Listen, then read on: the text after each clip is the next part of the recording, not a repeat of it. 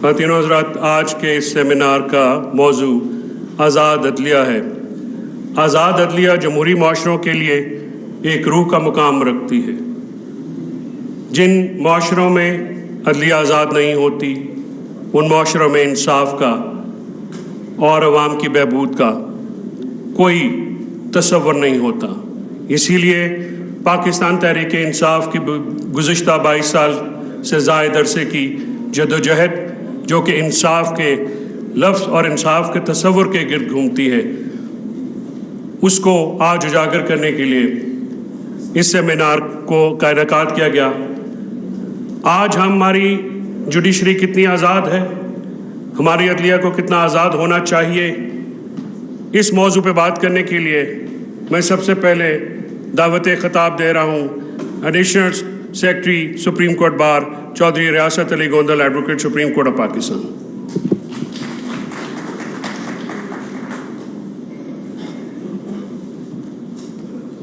اعوذ باللہ من الشیطان الرجیم، بسم اللہ الرحمن الرحیم۔ میرے سامنے بیٹھے ہوئے قائدین اور تحریک انصاف کے چیئرمین، میں آپ کو سلام پیش کرتا ہوں۔ جناب، آپ تحریک انصاف کے تو چیئرمین ہیں، لیکن عوام کے دلوں پہ آپ کی حکمرانی ہے اور آپ عوام کے وزیر اعظم ہیں۔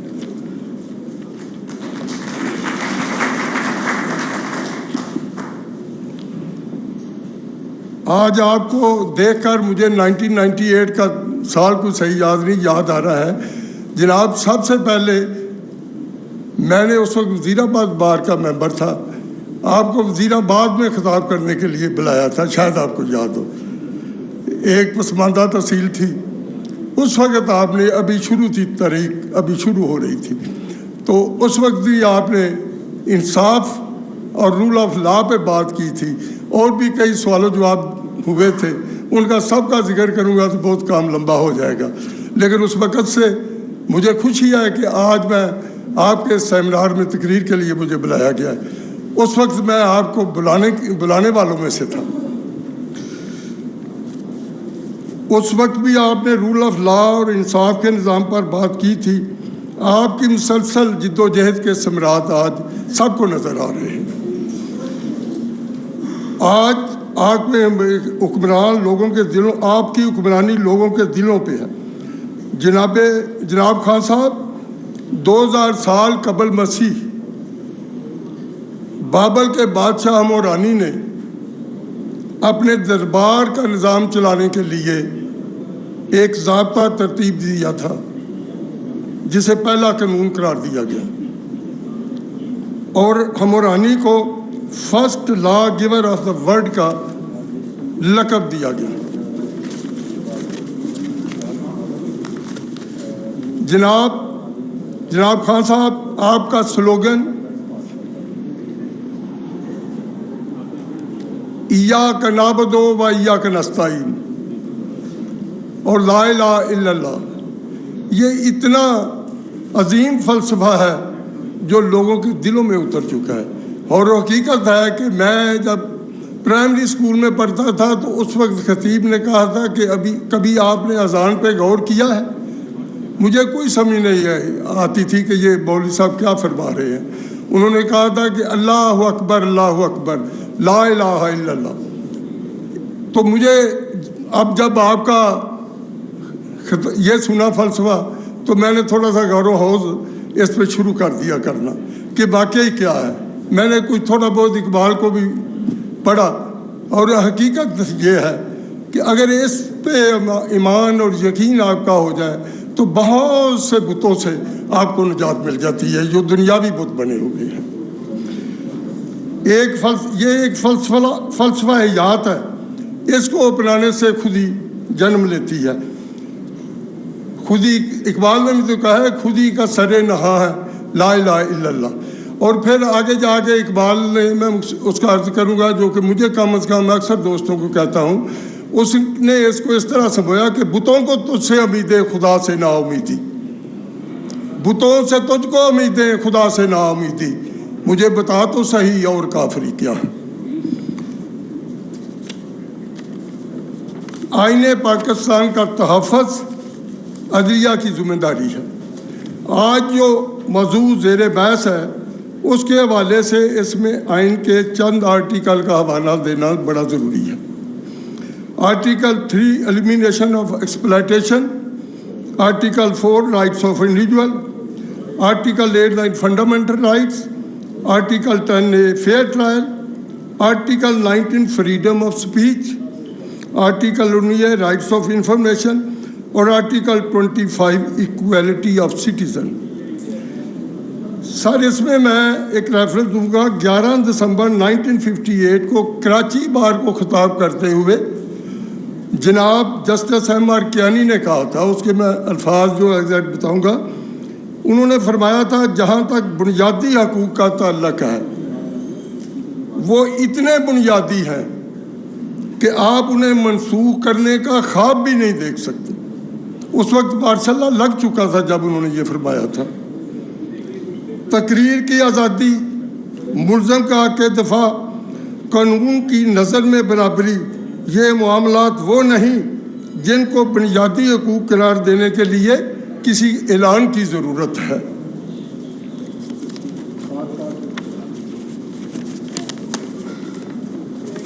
عدل میں مختصر سا اور بھی مقرر ہے عرض کرتا جاؤں گا۔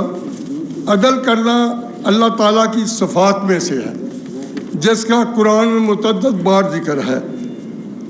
حال ہی میں جو واقعات رونما ہوئے، جو گرفتاریاں ہوئیں، جو پکڑ دکڑ ہوئی، جو فریڈم آف سپیچ کو بزور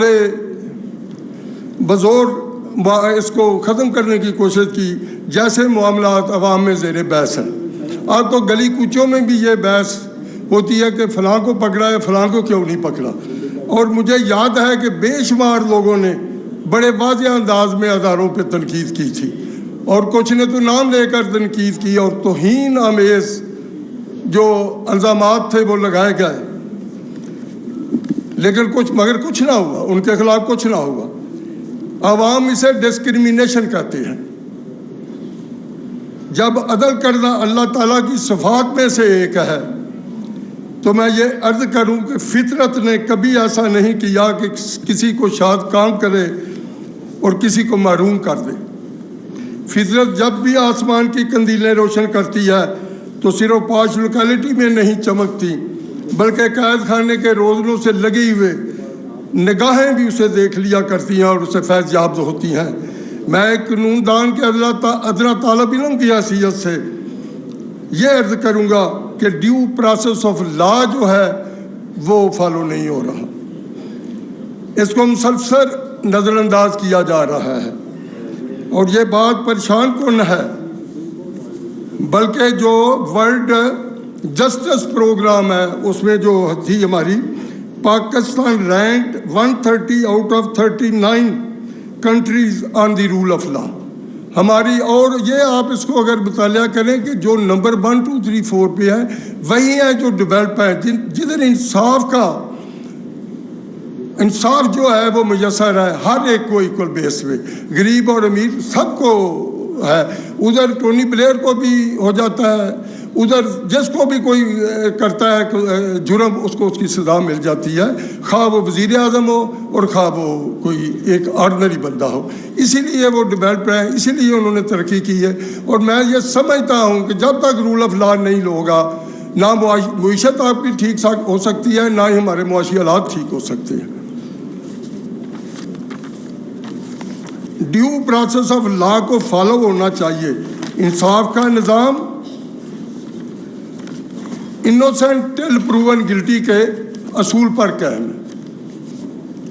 انوسینٹ ٹل پروون گلٹی کے اصول پر قائم ہے۔ حکومت وقت fundamental rights, freedom of speech, right of information کو زور بازو سے دبانا چاہتی ہے۔ تاریخ گواہ ہے کہ جس نے بھی ایسی کوشش کی وہ ناکام ہوا۔ دبے گی کب تلک آواز آدم، ہم بھی دیکھیں گے۔ عدلیہ بنیادی حقوق کی محافظ ہے۔ مخلوق کے خدا کی نظر میں نظریں آپ کو دیکھ رہی ہیں، تاریکیوں میں آپ روشنی کی کرن ہیں۔ پنجاب میں جس طرح انتشار پھیلا،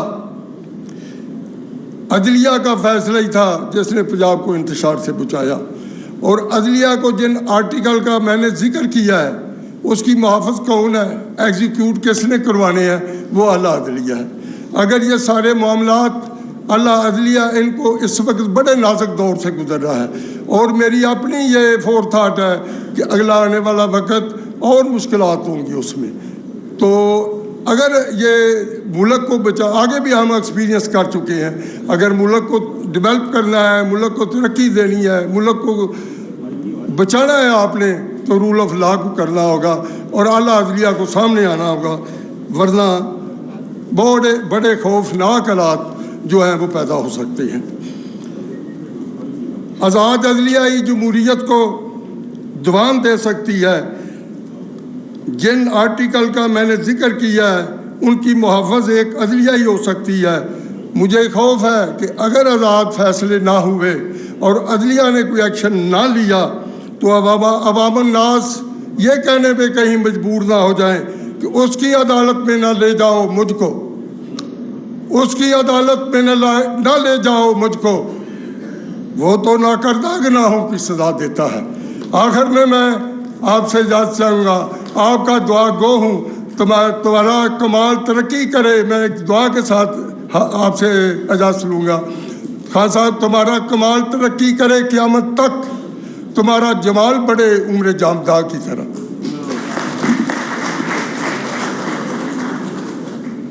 supreme court bar association of Pakistan کے سیکرٹری ریاست علی گوندل صاحب، بنیادی حقوق اتنے بنیادی ہیں کہ آپ ان کو نظر انداز نہیں کر سکتے۔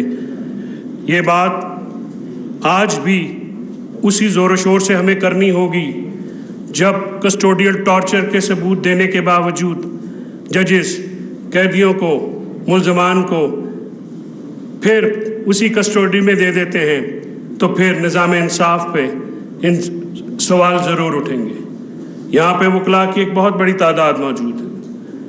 آج ہم جن مسائل کا سامنا کر رہے ہیں ان مسائل کا ادراک تو شاید ہمیں بہت دیر سے ہے، لیکن ان مسائل کے اوپر عمل درآمد اس طرح زور و شور سے نہیں ہوا جس طرح سے ہونا چاہیے۔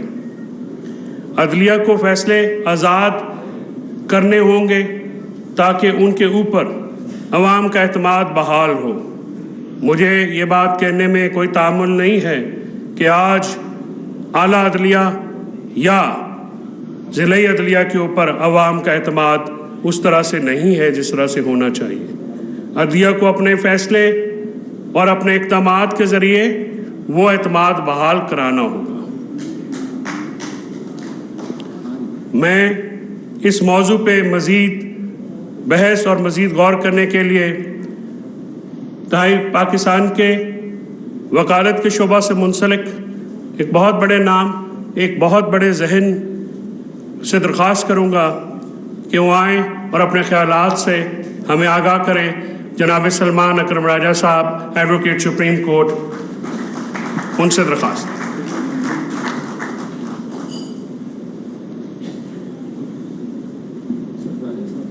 بہت شکریہ جناب چیئرمین صاحب، معزز حاضرین، میں بہت ممنون ہوں آپ نے مجھے موقع دیا۔ جو موضوع آج زیر غور ہے یہ بہت ہی بنیادی حیثیت کا حامل ہے، اور یہ کوئی نیا معاملہ نہیں ہے۔ ہماری 75 سالہ تاریخ جو ہے اسی موضوع کے ارد گرد عبارت ہے۔ شروع دن سے ہمیں یہ معاملہ لاحق ہوا کہ عدلیہ کی آزادی جو ہے اس کو کیسے یقینی بنایا جائے، اور کیوں عدلیہ کی آزادی ہمیں ماند ہوتی نظر آئی ہر دور میں ہی۔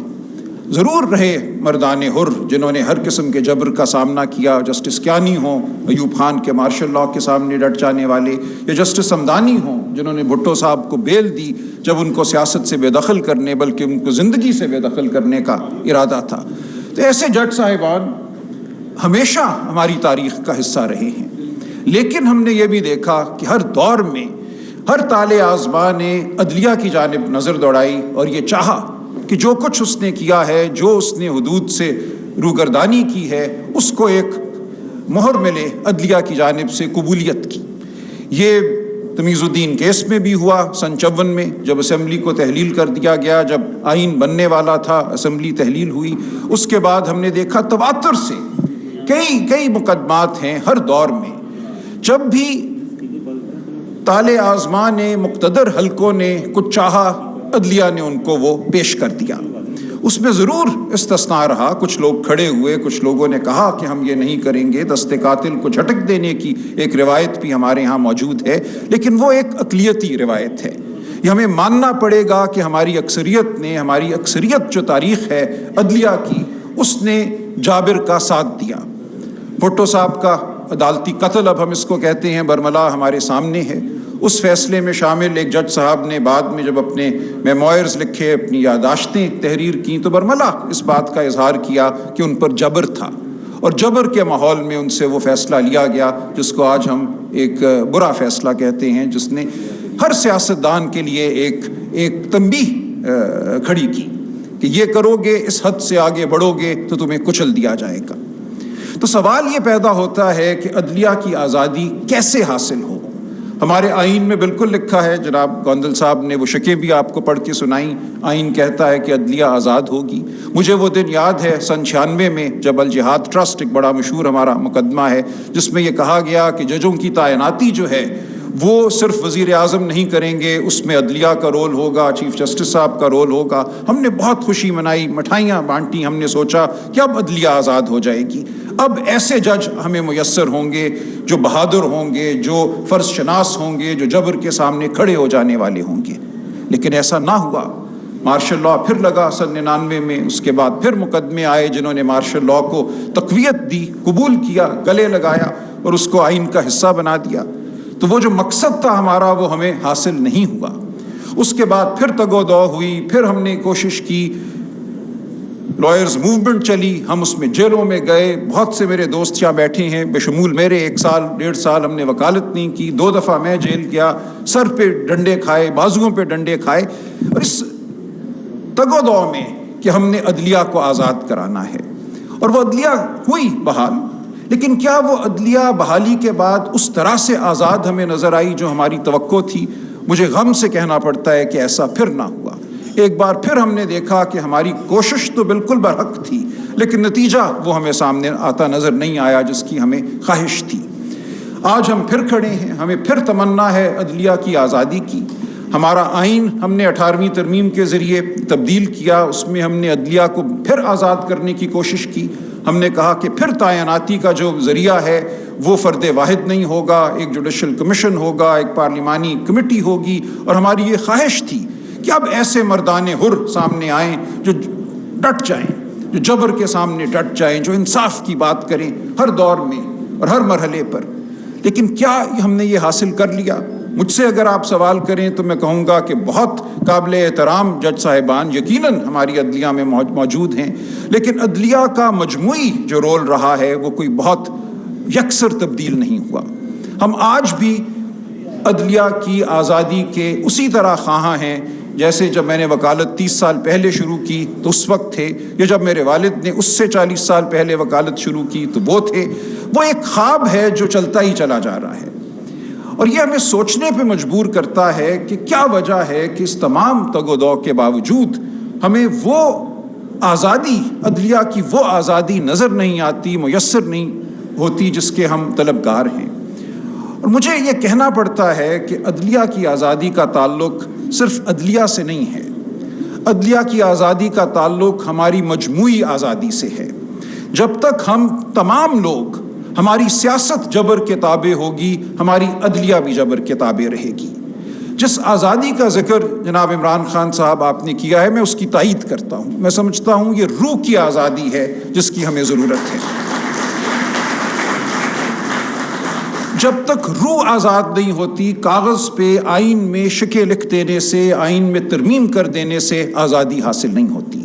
اور روح کب آزاد ہوتی ہے؟ یہ ایک بہت بڑا سوال ہے۔ روح تب آزاد ہوتی ہے جب وہ خوف سے آگے بڑھ جاتی ہے۔ مختلف خوف ہیں جو ہمیں لاحق رہتے ہیں، اندیشہ ہائے فردہ، اندیشہ ہائے زود و زیاں، یہ خوش ہو جائے گا، وہ ناراض ہو جائے گا، مجھے یہ عہدہ مل جائے گا، میں یہاں خاموش ہو جاؤں تو میں فلاں جگہ ترقی پا جاؤں گا، میرا مقدمہ ٹھیک ہو جائے گا۔ یہ تمام خوف ہیں، یہ تمام لالچیں ہیں جن کو لے کر ہم اپنی زندگیاں بسر کرتے ہیں بطور وکیل اور بطور شہری۔ لیکن جب تک ہم اس خوف سے آگے نہیں بڑھیں گے، میری نظر میں ہم نہ بطور شہری آزاد ہوں گے، نہ بطور جج آزاد ہوں گے۔ لہٰذا یہ خوف ہے جس کو ہم نے عبور کرنا ہے۔ جب تک ہم اس خوف کو عبور نہیں کریں گے اس وقت تک ہمیں کسی قسم کی آزادی حاصل نہیں ہوگی۔ کاغذ پر آپ جتنی مرضی آزادیاں لکھ دیجئے، جتنی مرضی شکیں آپ آئین میں ڈال دیجئے، ہم آزاد نہیں ہوں گے۔ اور آزادی کب میسر ہوتی ہے؟ پھر یہ سوچنے کا ایک مرحلہ ہے۔ ایک تو ذاتی آزادی ہے کہ میں ڈٹ جاؤں، میری روح میں بالیدگی ہو، میرے اندر کوئی بڑے نصب العین کو حاصل کرنے کا جذبہ ہو اور میں اس جذبے کے لیے جت جاؤں اور میں کہوں کہ ایسا نہیں ہے کہ مجھے عشق کی آگ اندھیر ہے، میرے اندر ہے عشق، میرے اندر ہے خودی، میں حاصل کرنا چاہتا ہوں ایک بڑا نصب العین۔ یہ تو ایک ذاتی میری خودی کا ایک مظہر ہو سکتی ہے۔ لیکن ہمارا جو نظام ہے اس پہ بھی تو ایک جبر کا سایہ ہے، اور شروع دن سے وہ جبر کا سایہ ہے۔ ہم دیکھتے ہیں کہ سن 49 میں 1949 میں پہلی ہماری کنسٹیچوئنٹ اسمبلی کے تمام ممبران کے خلاف انکوائریاں تھی کرپشن کی۔ یہ ایک حربہ ہے جو ہم نے شروع دن سے اپنایا۔ ایسا نہیں ہے کہ کرپشن نہیں ہے، لیکن آپ پروڈا کا قانون دیکھیں 1949 میں آتا ہے اور اس کا پریمبل یہ ہے کہ whereas there is rampant corruption in Pakistan among the political classes، اس دن سے یہ فیصلہ ہوا کہ آواز کو ہم نے سلب کرنا ہے۔ اس ملک میں سیاسی آواز، جمہوری آواز ہماری مرضی کے بغیر نہیں اٹھے گی۔ وہی آواز سنائی دے گی جس کو ہم چاہیں گے کہ وہ سنائی دے، اس کے علاوہ کسی آواز کا اس ملک میں، اس سرزمین پہ کوئی عمل دخل نہیں ہوگا۔ اس کے بعد تمیز الدین کیس کا میں نے ذکر کیا۔ ہم 60 کی دہائی دیکھتے ہیں، ایوب خان صاحب کا زمانہ، بہت ترقی ہوئی، بہت اچھی باتیں بھی تھی، لیکن یہ وہی دور ہے جس میں محترمہ فاطمہ جناح کو انڈین ایجنٹ کہا گیا، غدار کہا گیا۔ اس کے بعد ہم دیکھتے ہیں جب ثانیہ مشرقی پاکستان ہو جاتا ہے، وہ شخص جو محترمہ کا پولنگ ایجنٹ تھا، ان کا دست راست تھا شیخ مجیب، وہ اب ہمیں غدار کی شکل میں نظر آتا ہے، ہمیں پیش کیا جاتا ہے۔ وہاں سے ہم آگے بڑھتے ہیں، ایک جمہوری دور آتا ہے، بھٹو صاحب کا دور۔ لیکن کیا کیا جاتا ہے بھٹو صاحب کے ساتھ؟ مارشل لا اور اس کے بعد ایک عدالتی قتل۔ جس آواز کو جمہوری طریقے سے دبایا نہیں جا سکا اس کو جبر کے ذریعے دبایا گیا، اور ہر دور میں عدلیہ نے ساتھ دیا۔ وہ مارشل لا کی قبولیت ہو، وہ اس کے بعد اسمبلی کی تحلیل کا معاملہ ہو، وہ کسی پارٹی کو تحلیل کرنے کا معاملہ ہو۔ نیشنل عوامی پارٹی کو سن 75 میں تحلیل کیا گیا۔ آج پھر وہ گونج میں سن رہا ہوں، ان مقدموں کو نکالا جا رہا ہے، جھاڑا جا رہا ہے کہ کیا ہوا تھا۔ شاید دوستوں کو یاد نہ ہو، سن 75 میں جب نیشنل عوامی پارٹی کو تحلیل کیا گیا تو ایک جج صاحب تھے ہمارے، جو اس وقت لا سیکرٹری تھے بطور ہائی کورٹ کے جج کے، انہوں نے نیشنل عوامی پارٹی کے خلاف ریفرنس تیار کیا۔ وہ ریفرنس سپریم کورٹ میں دائر ہوا، ان کو فی الفور سپریم کورٹ کا جج بنایا گیا، اور اس ریفرنس کو سننے کے لیے آ کے وہ بینچ میں بیٹھ گئے۔ اور ولی خان صاحب نے عدالت میں آ کے کہا کہ صاحب یہ تو آپ کا بنایا ہوا ریفرنس ہے، اپنے ریفرنس کا آپ فیصلہ کریں گے کہ یہ میں نے ٹھیک بنایا کہ نہیں، تو برائے مہربانی کوئی بڑا بینچ تشکیل دے دیا جائے، بینچ کو تبدیل کر دیا جائے۔ وہ نہیں ہوا، پارٹی تحلیل ہو گئی۔ یہ ہماری روایت کا حصہ ہے، ہمیں اس روایت کو بھولنا نہیں ہے، اس کو ہمیں برا کہنا ہے، ہمیں یاد دہانی کراتے رہنا ہے کہ ہم ماضی کو بھولے نہیں ہیں۔ اس کے بعد ہم دیکھتے ہیں 80 کی دہائی میں جو ہوا، مارشل لا کا دور تھا، اس میں بہت سے ججوں کو فارغ کیا گیا جن کے حوالے سے اعتبار نہیں تھا کہ یہ ہاں میں ہاں ملائیں گے۔ اس کے بعد جو بچی کچی عدلیہ رہ گئی، اس نے بھی ایک بڑا باکمال فیصلہ دیا جو میں سمجھتا ہوں ہمارے لیے آج بھی مشعل راہ ہے۔ سن 88 میں اس وقت کے مارشل لا ڈکٹیٹر یہ چاہتے تھے کہ ایک سیاسی جماعت، ملک کی بڑی سیاسی جماعت پیپلز پارٹی کو الیکشنوں سے باہر کر دیا جائے۔ ایک قانون بنایا گیا جس کے تحت یہ ضروری قرار دیا گیا کہ پارٹیاں جو ہیں اپنے قوائف جمع کرائیں گی اور پھر الیکشن کمیشن فیصلہ کرے گا کہ کون سی پارٹی جو ہے وہ اس قابل ہے کہ اس کو الیکشن میں حصہ لینے دیا جائے، اس کی رجسٹریشن کی جائے یا نہ کی جائے۔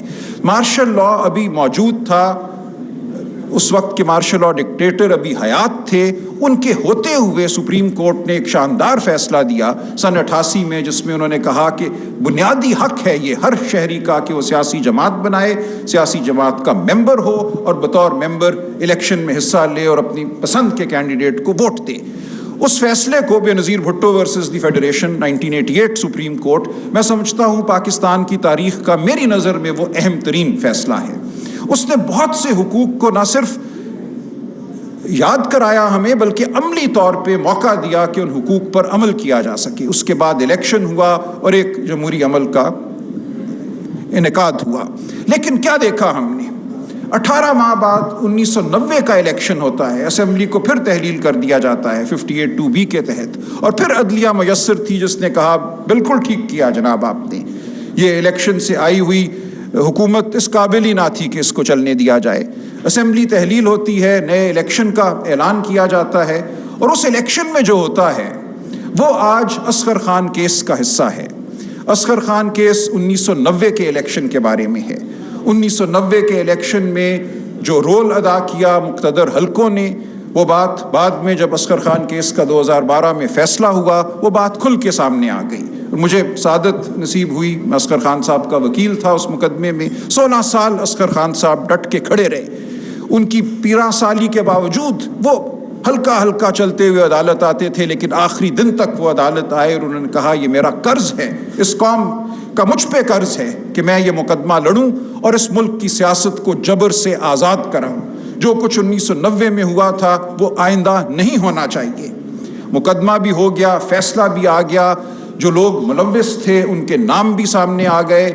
ان صاحب کا کیا رول تھا, آرمی چیف کا, DG ISI کا کیا رول تھا, تفصیل سے ایک فیصلہ 600 صفحات پر مشتمل وہ لکھ دیا گیا. لیکن اس کے بعد کیا ہوا؟ 2012 کے بعد ہمیں کہا گیا خبردار اس فیصلے پر اگر عمل کرانے کی کوشش کی. فیصلے میں یہ تھا کہ جن لوگوں نے اپنے اوتھ سے بڑھ کر سیاسی معاملات میں مداخلت کی, ان کا اوتھ, ان کا حلف ان کو منع کرتا ہے کہ آپ نے سیاست میں مداخلت نہیں کرنی, آپ نے سیاستدانوں سے رابطے نہیں کرنے, آپ نے پیسے نہیں بانٹنے, ان لوگوں کے خلاف کچھ تو کارروائی ہو.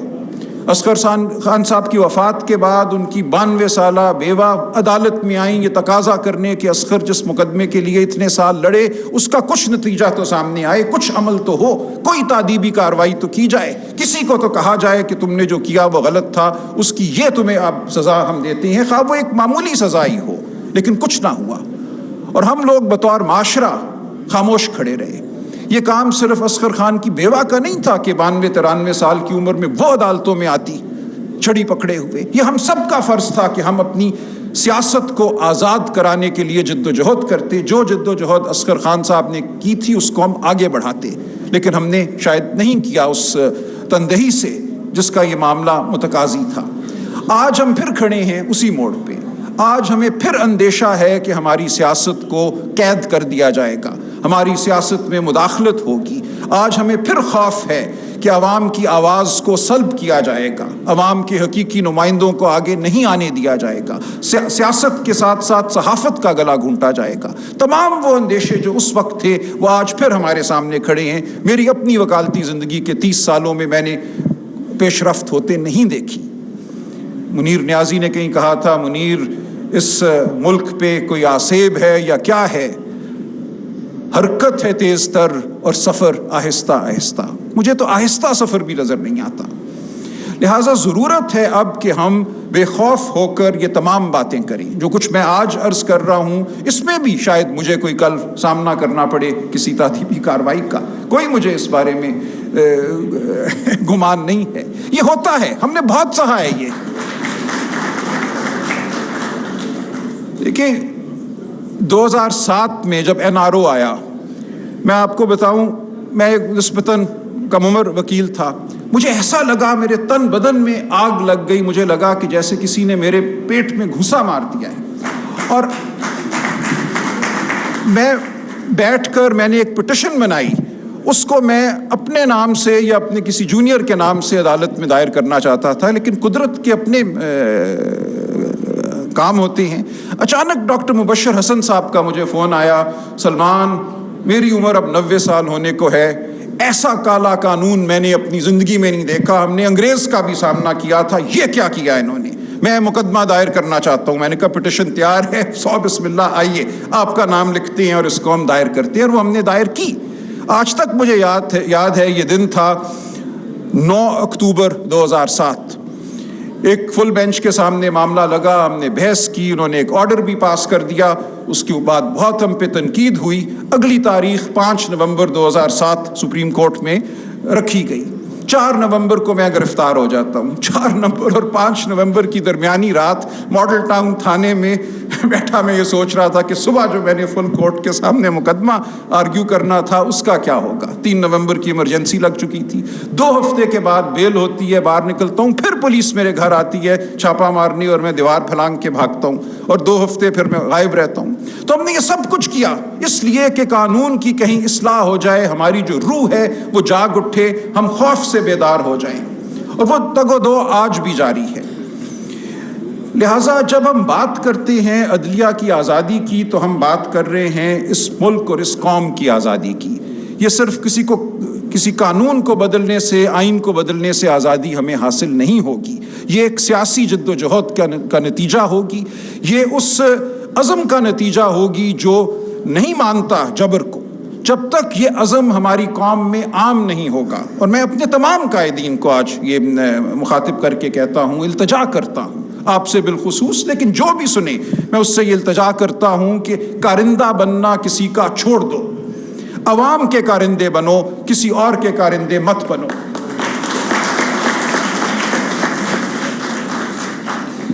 जब तक ये नहीं होगा हमारी अदलिया आज़ाद नहीं होगी। इक्का दुक्का लोग होंगे। सफदर शाह साहब थे, भुट्टो साहब का जब मुकदमा सुना जा रहा था उनको मुल्क छोड़ के भागना पड़ा। उनके खिलाफ आएंगे लोग, उनके ऊपर ज़मीन तंग कर दी जाएगी, और ये ज़मीन तंग रहेगी उस वक्त तक जब तक कि ज़मीन की हाकमियत वाक़ियतन अवाम के हाथ में नहीं आती। हाकमियत आला अल्लाह ताला की ज़ात की है, लेकिन उसके नुमाइंदे के तौर पे, उसके ट्रस्टी के तौर पे हाकमियत हमें जमहूरी तरीके से ज़मीन पर कायम करनी है। जब तक ये नहीं होगा हम सब महकूम रहेंगे, अदलिया भी महकूम रहेगी, हमारे दीगर इदारे, हमारी सहाफ़त भी महकूम रहेगी। कुछ लफ्ज़ मैं सहाफ़त के हवाले से कहना चाहूँगा। जो आज हो रहा है ये ज़ाहिर है नाकाबिले कबूल है, लेकिन जो कल हुआ वो भी मैं अर्ज़ करूँ कि नाकाबिले कबूल था। आज अगर इमरान रियाज़ ख़ान या अरशद शरीफ साहब दरबदर हैं, तो कल अगर मतीउल्लाह जान पे कोई जबर था तो वो भी नाकाबिले कबूल था। आज अगर एक चैनल ऑफ एयर है तो कल जो चैनल ऑफ एयर था वो भी नाकाबिले कबूल था। हमें उसूल की बात करनी है, हमें तरफदारी नहीं करनी। ऐसा नहीं है कि सिर्फ अगर मेरा तरफदार जो है वो मुसीबत में है तो मैं बोलूं, लेकिन अगर मेरी बात ना मानने वाला मुसीबत में है तो मैं तालियां बजाऊं। इस तरह मुल्क नहीं चलेगा, इस तरह उसूल की सियासत नहीं होगी, इस तरह उसूलों को पायदारी नहीं मिलेगी। तो मेरी गुजारिश यही है कि हमें डट जाना है, जमहूरियत के लिए हमें डटना है, हमें कानून की बालादस्ती के लिए डटना है, लेकिन सबसे बढ़कर हमें अपने अंदर की जो महकूमियत है उसको ख़त्म करना है। बार बार मुझे अलामा का एक मिसरा याद आता है। कब्र खिताब करती है एक मैयत से जिसको वो कब्र महकूम समझती है। कब्र कहती है, तेरी मैयत से मेरी तारीकियाँ तारीक तर। ऐसी मैयत हमें नहीं बनना। मौत हम सबको आनी है, लेकिन मौत से पहले हमने आज़ाद होकर कब्र की जानिब जाना है। मेरी आपसे इतनी गुजारिश है। बहुत शुक्रिया।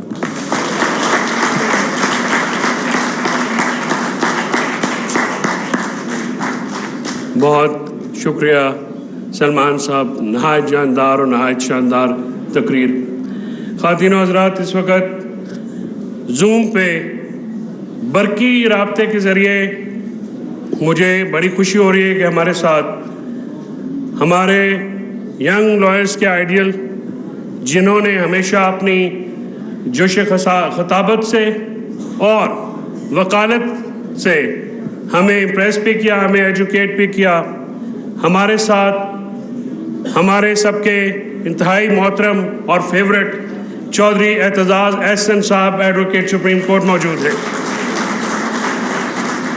चौधरी साहब की ज़ात किसी तारुफ की मोहताज नहीं, और हम सब बेचैन हैं चौधरी साहब के, सलमान साहब की शानदार तकरीर के बाद चौधरी साहब से मज़ीद एजुकेट होना चाहते हैं। Over to you Chaudhary Aitzaz साहब।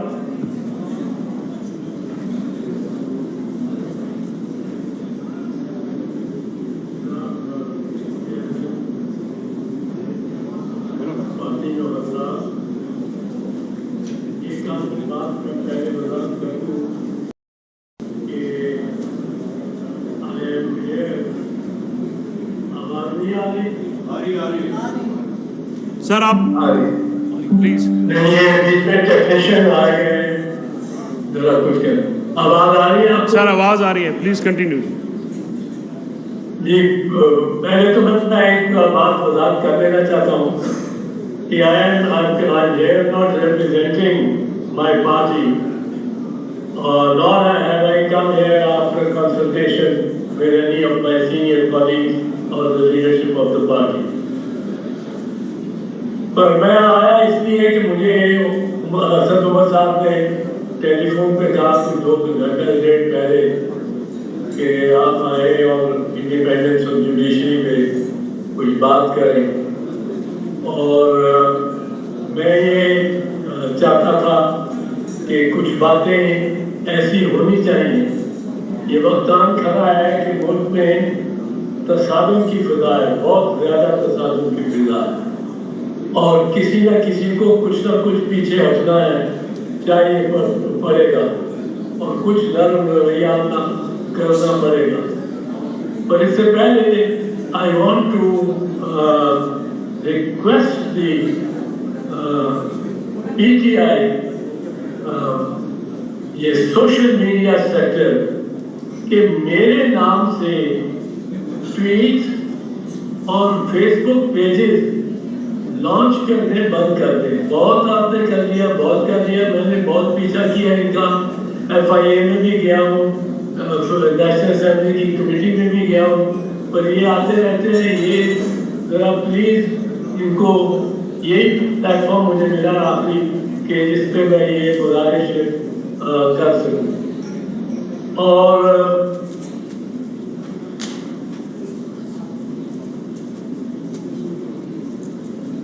तो पहली तो मेरी गुजारिश ये है कि ये ट्वीट्स, और मैंने कोई ट्विटर अकाउंट मैंने रखा है official, but I don't tweet and I don't send messages bye Facebook. दूसरी बात ये है कि मेरे ध्यान में finally we are going to discuss the independence of the judiciary, और independence of the judiciary को खराब करने में हम सियासतदानों का काफ़ी हाथ है। और आज ये आलम है कि वो सुप्रीम कोर्ट बार एसोसिएशन जिसके आबिद हसन मंटो या SM जफर जैसे सदर रह चुके हैं, और जो अपनी पार्टी की वाबस्तगियों के बावजूद सुप्रीम कोर्ट बार एसोसिएशन की कुर्सी पे बैठ के उन्होंने किसी पार्टी की हिमायत नहीं की, ना ही उनकी जानिब से प्रॉक्सी पिटिशंस की हैं, बल्कि सुप्रीम कोर्ट बार को एक इंडिपेंडेंट बार रखा है।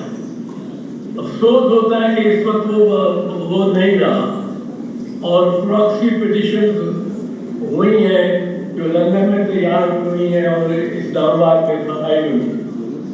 हमारे वक्त में मेरा ये आदत था कि I was senior member of the Pakistan peoples party when the judicial lawyer movement was going on, and I opted to stay with the lawyer to the extent के मुझे जो टिकट दिया जा रहा था वो both from Muslim League Noon and People's Party, but I opted to stay with the lawyers because the party को politics को बीच में नहीं लाना चाहता,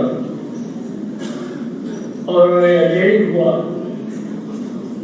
आजकल जो हो रहा है ये एक तो मुकदमा एक स्ट्रेंथ और सतून है, एक पिलर है of the judiciary, and to keep the judiciary independent we must ourselves be independent, and we must ourselves be firm and solid in our faith and in our commitments. इस वक्त जो आलम ये हो गया है कि एक 3 मेंबर जज बेंच एक फैसला देता है, उस फैसले से एक पार्टी के सरबराह को उसकी कॉन्सिक्वेंस से नो कॉन्फिडेंस मोशन हो जाती है और no confidence motion amounts to the removal of one parties head और सारे उसकी तारीफें, दूसरी तरफ सारे तारीफें शुरू हो जाते हैं, वो बीबीबी और बारिश भी और चाचा भी और सब। कुछ दिनों बाद the same bench removes a chief minister, actually a so-called chief minister, because in my view Hamza has not been the chief minister because Hamza has never been voted in. Was he voted in ever? A legitimate vote? So if he is not voted in, वो तो vote, second vote होना था, जिसमें the process had continued till the second vote, which was either on the 20th or 21st, जो second vote होना था, run off vote, जो कि परवेज इलाही साहब जीत गए, उसमें हमजा शरीफ साहब हार गए, so he never became a chief minister, and yet he is described as the ex-chief minister of Punjab. But the point is that the same judges gave one decision and one side was very upset because they had come at midnight. When they gave, the same side gave the other decision, the second decision, you don't know what hell broke upon them and how, for instance, the lady spoke with such venom and others also. तो ये जजेस को इस तरह के मामला उनके सामने आते रहते and they have to decide one side or the other. However, Pakistan की तारीख में जितनी तकसीम इस वक्त हुई भी है सुप्रीम कोर्ट में, इतनी तकसीम एक कहाँ पहले हुई थी। वैसे तो कहा जाता था कि जस्टिस अरशद रहमान साहब की जस्टिस मोहम्मद मुनीर के साथ और जस्टिस कॉर्नेलियस की चीफ जस्टिस मुनीर के साथ कशमकश रहती थी and they used to not agree with each other और उसके बायस जो ये था उसके बायस एक जजमेंट्स भी एक दूसरे के खिलाफ अक्सर लिख देते थे। But the point is that they did not come out and start washing their linen and dirty linen in the public. वो चेम्बर्स में वो इख्तलाफात रहते थे और चेम्बर्स में उनका फैसला भी हो जाता था।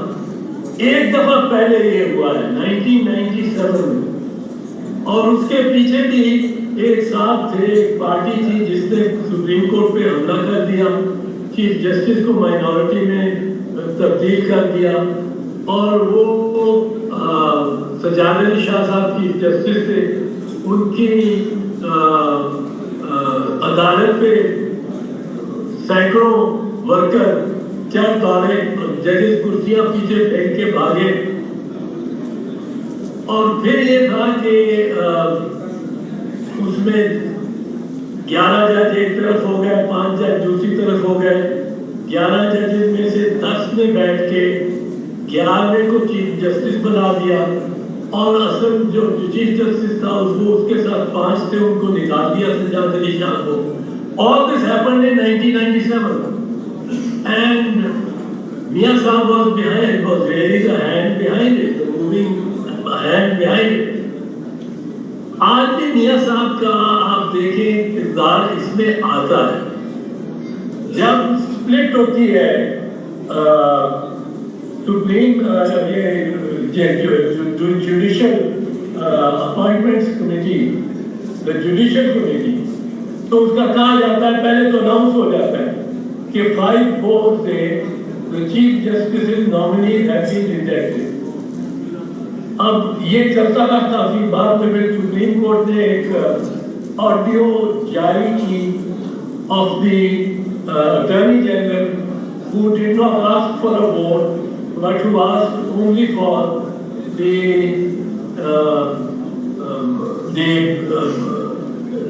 deferral of the case.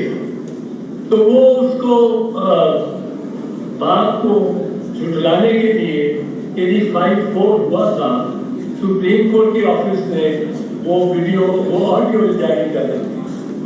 But मैं ये कहता हूँ अगर 5-4 हुआ भी था तो ये सोचे कि 5 में कौन था। 5 में वन ऑफ द बेस्ट जजेस ऑफ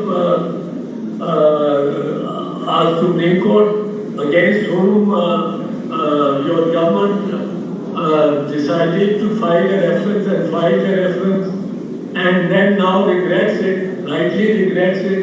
वो 5 में थे, उनके साथ एक बहुत बड़े मौजूद जज वो 5 में थे, पर 5 में और 3 कौन थे?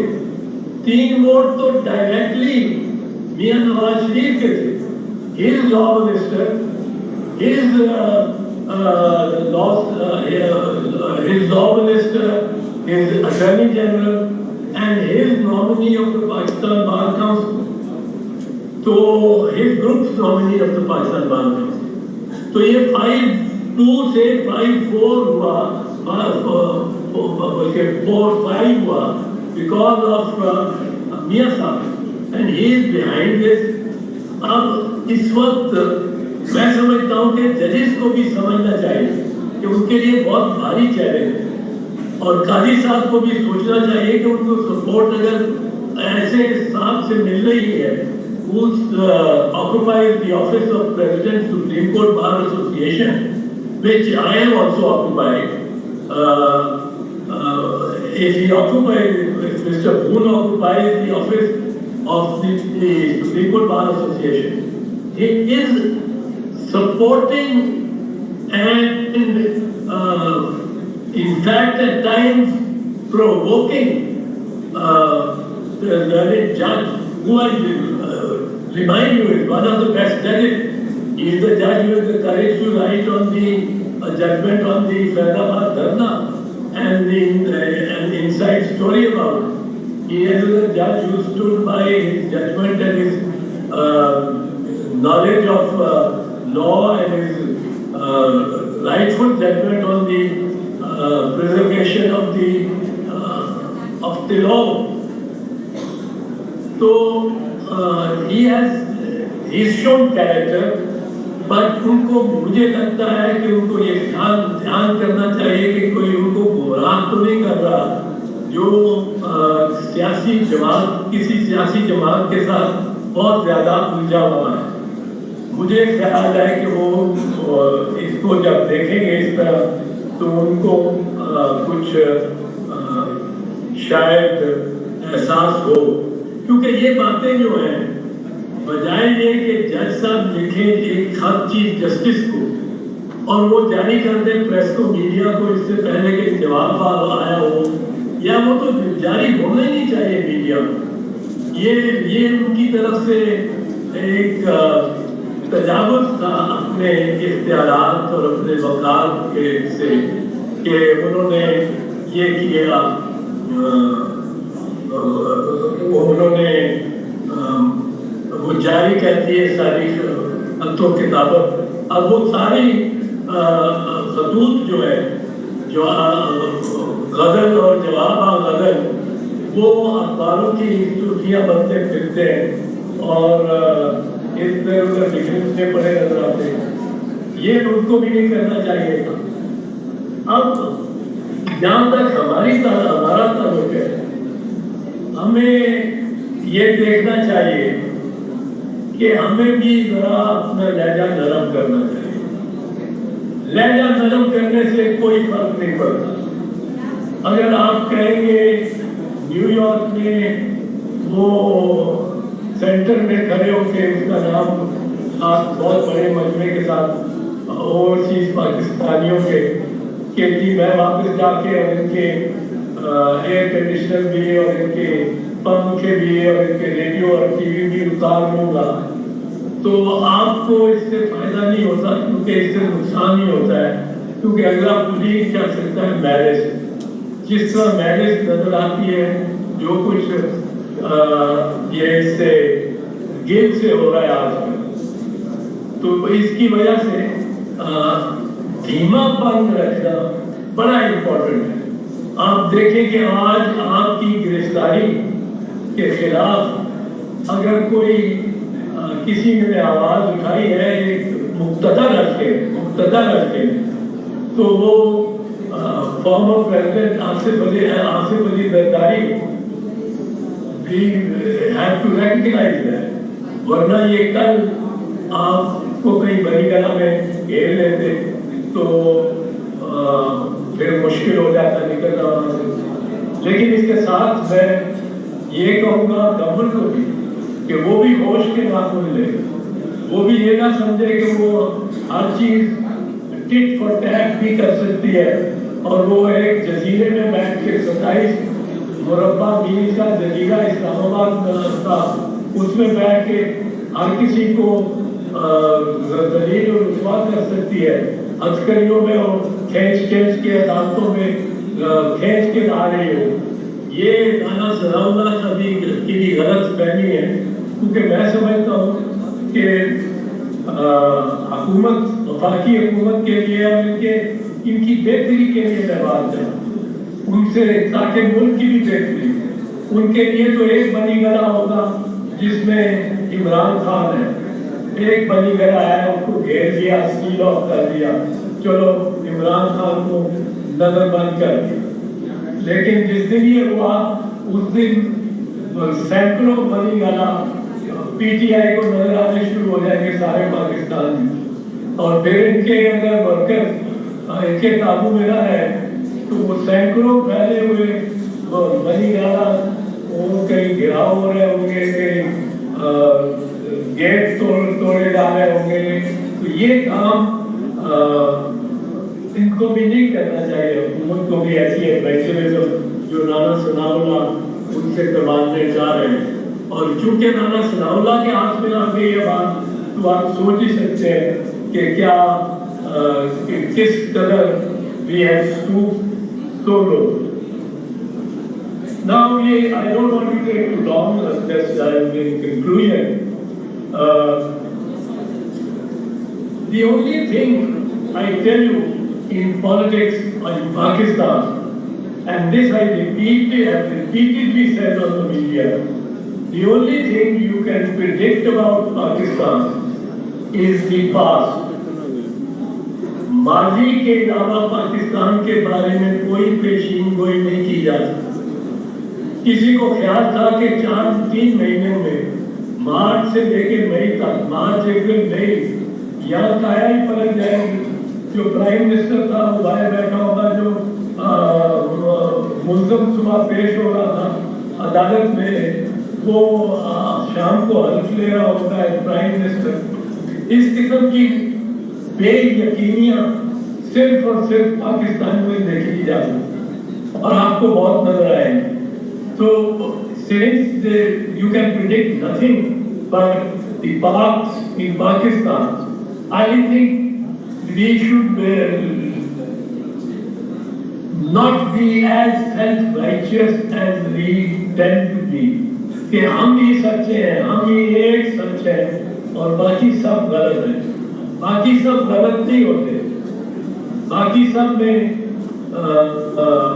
my mother used to say to us, there is so much good in the worst of us, there is so much good in the worst of us, there is so much bad in the best of us, that it ill behoves any of us to find fault with the rest of us.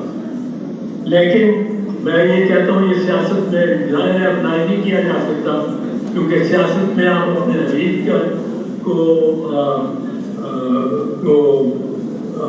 की गलतियों से फ़ायदा उठाते भी हैं और उनको उजागर भी करते हैं। मैं लीडर ऑफ द ऑपोजिशन था सेनेट में, तो मुझे एक साथ ने कहा कि आपने आज बहुत ज़्यादा ऑपोजिशन की प्रगति करना चाहिए था। मैंने कहा नहीं, मेरी जो ऑपोजिशन थी वो मेरा काम ही लीडर ऑफ द ऑपोजिशन करना है। तो opposition and government both have to work together, and I have no reservation in saying आप ये कल आपके ट्रोल्स इसको किस तरह पेश करना शुरू कर देंगे, सिर्फ इतना सा उठा के मेरी और बाकी सारी तकरीर को निकाल के वो पेश करना शुरू कर दें. I have great admiration and I have always had great admiration from a man with whom I have shared a wall for the last 50-60 years, and that is Mr. Imran Khan. And I have somewhere where the part of it is the religiosity. I think इतना ज़्यादा मज़हब को लाना नहीं चाहिए सियासत में, पर बहरहाल आप लाते हैं, आपने मुकाबला करना है मौलाना फजल रहमान का भी, बहुत सारी और ताकतों का भी, और आप उनसे बेहतर आपने अपने काम को साबित करना है. You are in the forefront of it. But as I said today, if there is anybody, and I don't say this as a party man, I said I'm sitting here virtually not as a party man, but it is a lesson to be learned that the one man who is really resisting the arrest of Chairman Imran Khan is Asif Ali Zardari.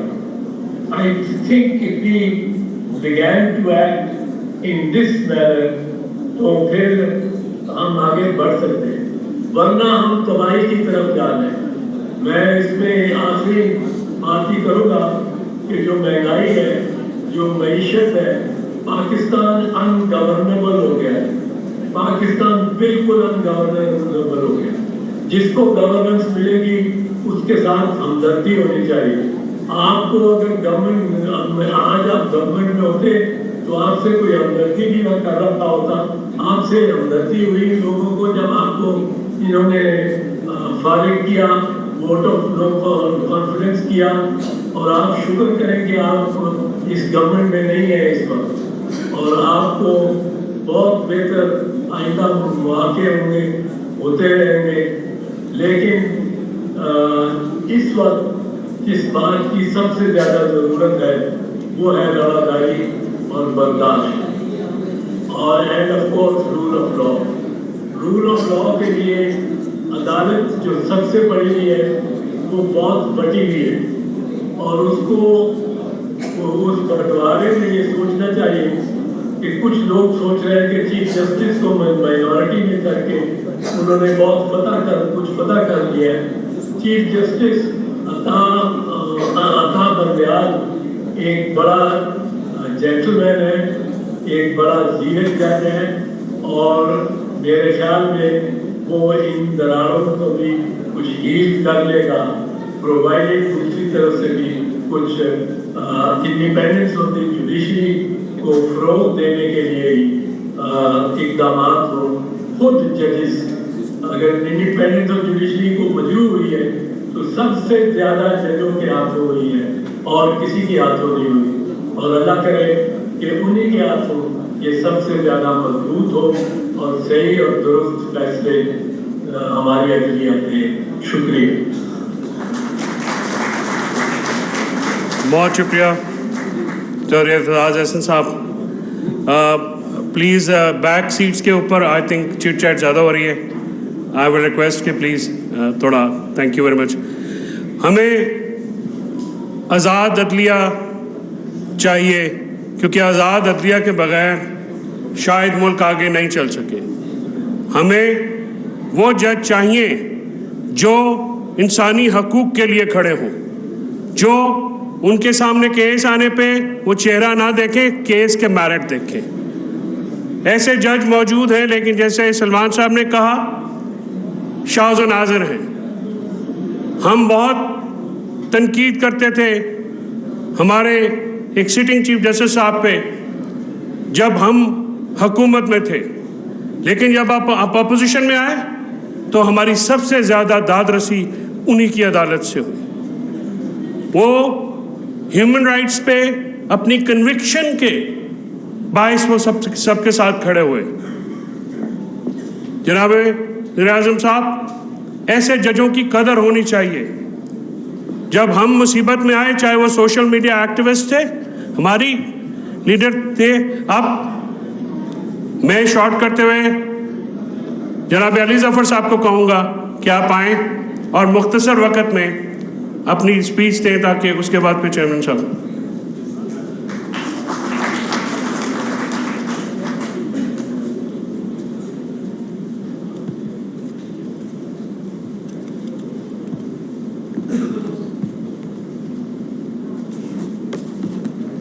बिस्मिल्लाहिर्रहमानिर्रहीम। जनाब chairman,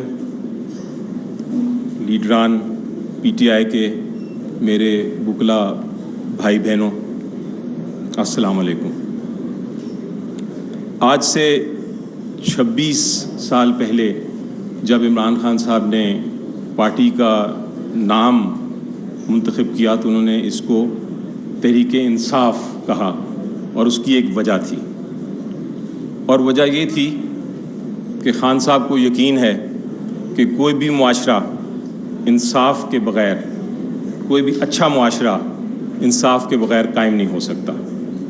और ये भी यकीन था कि अगर इंसाफ मुहैया करना है तो सिर्फ़ उसका एक ही तरीका है। अगर कानून की बालादस्ती चाहिए, आइन की बालादस्ती चाहिए, रूल ऑफ लॉ की बालादस्ती चाहिए, तो वो एक ही तरीका है, और वो है इंडिपेंडेंस ऑफ जुडिशरी, जुडिशरी की, अदलिया की आज़ादी। और मैं आपको शीरीं खराज तहसीन पेश करता हूँ कि आपने पीटीआई के फोरम पे ये इतना अहम, जो हमारे मैनिफेस्टो का कोर है, इतना अहम मौजू चुना, और टाइमली है, इसकी बड़ी इस वक्त ज़रूरत है हमें, क्योंकि जो मैं आपको पॉइंट आउट करने लगा हूँ ये एक पॉलिटिकल पार्टी के लिए बड़ी अहम 4 या 5 नुकात हैं। लेकिन इससे पहले मैं डिफ़ाइन करना चाहता हूँ, हमारे से पहले जो लोग आए उन्होंने कुछ बातें की कि इंडिपेंडेंस ऑफ जुडिशरी होनी चाहिए और नहीं है। मैं थोड़ा सा मुख्तलिफ मौक़िफ़ पेश करना चाहता हूँ। एक है classic definition independence of judiciary की, और वो ये है कि एक जज जो है वो किसी खौफ, किसी डर, किसी फेवर, किसी प्रेशर के बगैर, चाहे वो हुकूमत का हो या कोई पावरफुल लॉबी का हो, वो अपने फैसले कर सके। यह है क्लासिक डेफिनेशन, और ये इस तरह की एक जुडिशरी, एक सुपीरियर जुडिशरी बहुत ज़रूरी है। इस पे यूएन रेजोल्यूशन भी थी, और उन्होंने कहा था कि this is a pre requisite for enforcement of human rights. मैं तो कहता हूँ कि जो मुआशरा है और जो इकोनॉमिक डेवलपमेंट है एक मुल्क का, उसका भी बड़ा गहरा ताल्लुक़ है अदलिया की आज़ादी से, और चर्चिल ने तो उससे ज़्यादा बात कर दी थी। उनसे जब पूछा गया था, जब बहुत सख्त जंग चल रही थी, इंग्लैंड के ऊपर जर्मनी हावी था, तो उनसे पूछा गया कि जनाब हम वॉर जीतेंगे, ये जंग जीतेंगे कि नहीं? तो उन्होंने कहा उसके जवाब में कि as long as his मैजेस्टीज़ courts are working we shall win the war. ये है इम्पोर्टेंस इंडिपेंडेंट जुडिशरी की। और ये जो आज के दिन हम बात करते हैं कि हमारी सुपीरियर जुडिशरी इंडिपेंडेंट नहीं, मैं उससे मुत्तफिक नहीं। मेरी नज़र में ये जुडिशरी आज जो 2022 में है हमारे पास, सुपीरियर जुडिशरी हमारी, पर्टिकुलरली इंडिविजुअल जजेस को छोड़ दें, आप इंस्टीट्यूशन की बात करें, ये ट्रूली इस क्लासिक सेंस में ये इंडिपेंडेंट और आज़ाद है। और इसकी मैं 2 आपको मिसालें देता हूँ। अभी रिसेंट 3 महीनों में 5 या 6 केसेस फैसले हुए हैं जहाँ बड़ा प्रेशर था जुडिशरी के ऊपर। एक तो था केस जो ने आर्टिकल 63A की तशरीह करनी थी अदालत ने, और बड़ा प्रेशर था कि जनाब डिफेक्टर्स के जो वोट्स हैं उनको काउंट करने दें। हर तरफ से ये बातें आ रही थी, सुप्रीम कोर्ट बार्स भी उधर पेश हो रही थी, उसमें हर किस्म की पॉलिटिकल, पाकिस्तान की हर पॉलिटिकल पार्टी इस चीज़ को अपोज कर रही थी, मीडिया पे भी टॉक हो रहा था। लेकिन अदालत ने आइन और कानून के मुताबिक फ़ैसला किया। उन्होंने कहा डिफेक्टर्स के वोट्स हम काउंट नहीं करेंगे, और वो वोट्स जो हैं उसके बाद जो डिफेक्शन का कानून है, वो जो डिफेक्शन का कैंसर है वो दफन हो गया। ये इंडिपेंडेंस नहीं तो और क्या। दूसरा एग्जाम्पल मैं देता हूँ, उस केस में भी मैं ही था। उस केस के अंदर पंजाब के चीफ मिनिस्टर के इलेक्शन की बात थी, और یہ سوال تھا کہ چیف منسٹر ویلڈ ہیں کہ نہیں. مجھے یاد ہے کہ 5 سپریم کورٹ بار ایسوسی ایشن کے کرنٹ اور ایکس پریزیڈنٹس آ گئے, وہ سامنے کھڑے ہو گئے. انہوں نے کہا جناب آپ عدالت کو تبدیل کریں, اس کو انکریز کریں. پوری پاکستان کی پولیٹیکل پارٹیز بائیکاٹ کرنے پہ تلی ہوئی تھیں اور تھریٹ تھے, پریشر تھا عدالت پہ, لیکن عدالتیں کھڑی رہیں اور آئین کی بالادستی کے لیے انہوں نے دوسری ججمنٹ بھی دے دی, جس میں چیف منسٹر کو, جو آئینی چیف منسٹر تھا, اس کو بحال کر دیا. یہ بڑی باتیں ہیں, لیکن اس کے ساتھ ہمیں خطرات بھی ہیں اور خطرات پیدا ہو رہے ہیں. ہماری جو جرنی تھی, ہمارا جو سفر تھا انڈیپینڈنس اور جوڈیشری کا, اس کا کچھ ذکر کیا, یہ بڑا ٹربولنٹ تھا. اس میں بہت ساری اوپر نیچے بہت ٹینشن تھی, لیکن وہ سفر بھی جاری ہے, وہ ٹینشنز ابھی آنے والی ہیں. اور میں 4 چیلنجز کا آپ کو ذکر کرنا چاہوں گا. یہ ہماری ایز اے پولیٹیکل پارٹی ہمارا حق بھی ہے, ہماری ذمہ داری بھی ہے کہ ہم یہ 4 چیلنجز کو فیس کرنے کے لیے عدلیہ کے ساتھ کھڑے ہوں. سب سے پہلا تو کلاسک کیس ہے, اور وہ ایک فریز میں ریپیٹ کرتا ہوں, بار بار آپ نے سنا ہوگا, justice delayed is justice denied. اگر آپ انصاف نہیں فراہم کر سکتے جلدی اور صاف طریقے سے عوام کو, تو پھر انڈیپینڈنس اور جوڈیشری ایک ہال ہی رہ جاتا ہے, ایک ایمٹی شیل رہ جاتا ہے. ہر پولیٹیکل پارٹی کا, اور میں چیئرمین صاحب آپ سے بھی ریکویسٹ کروں گا, انشاءاللہ ہم آئیں گے, ہم طاقت میں آئیں گے, واپس پاور میں آئیں گے, لیکن اس بار ہم نے یہ سسٹم ہے, لیگل سسٹم, انصاف جلدی فراہم کرنے کا, تیز فراہم کرنے کا, اس پہ ہم نے کانسنٹریٹ کرنا ہے. یہ پہلا چیلنج ہے انڈیپینڈنس آف جوڈیشری کا.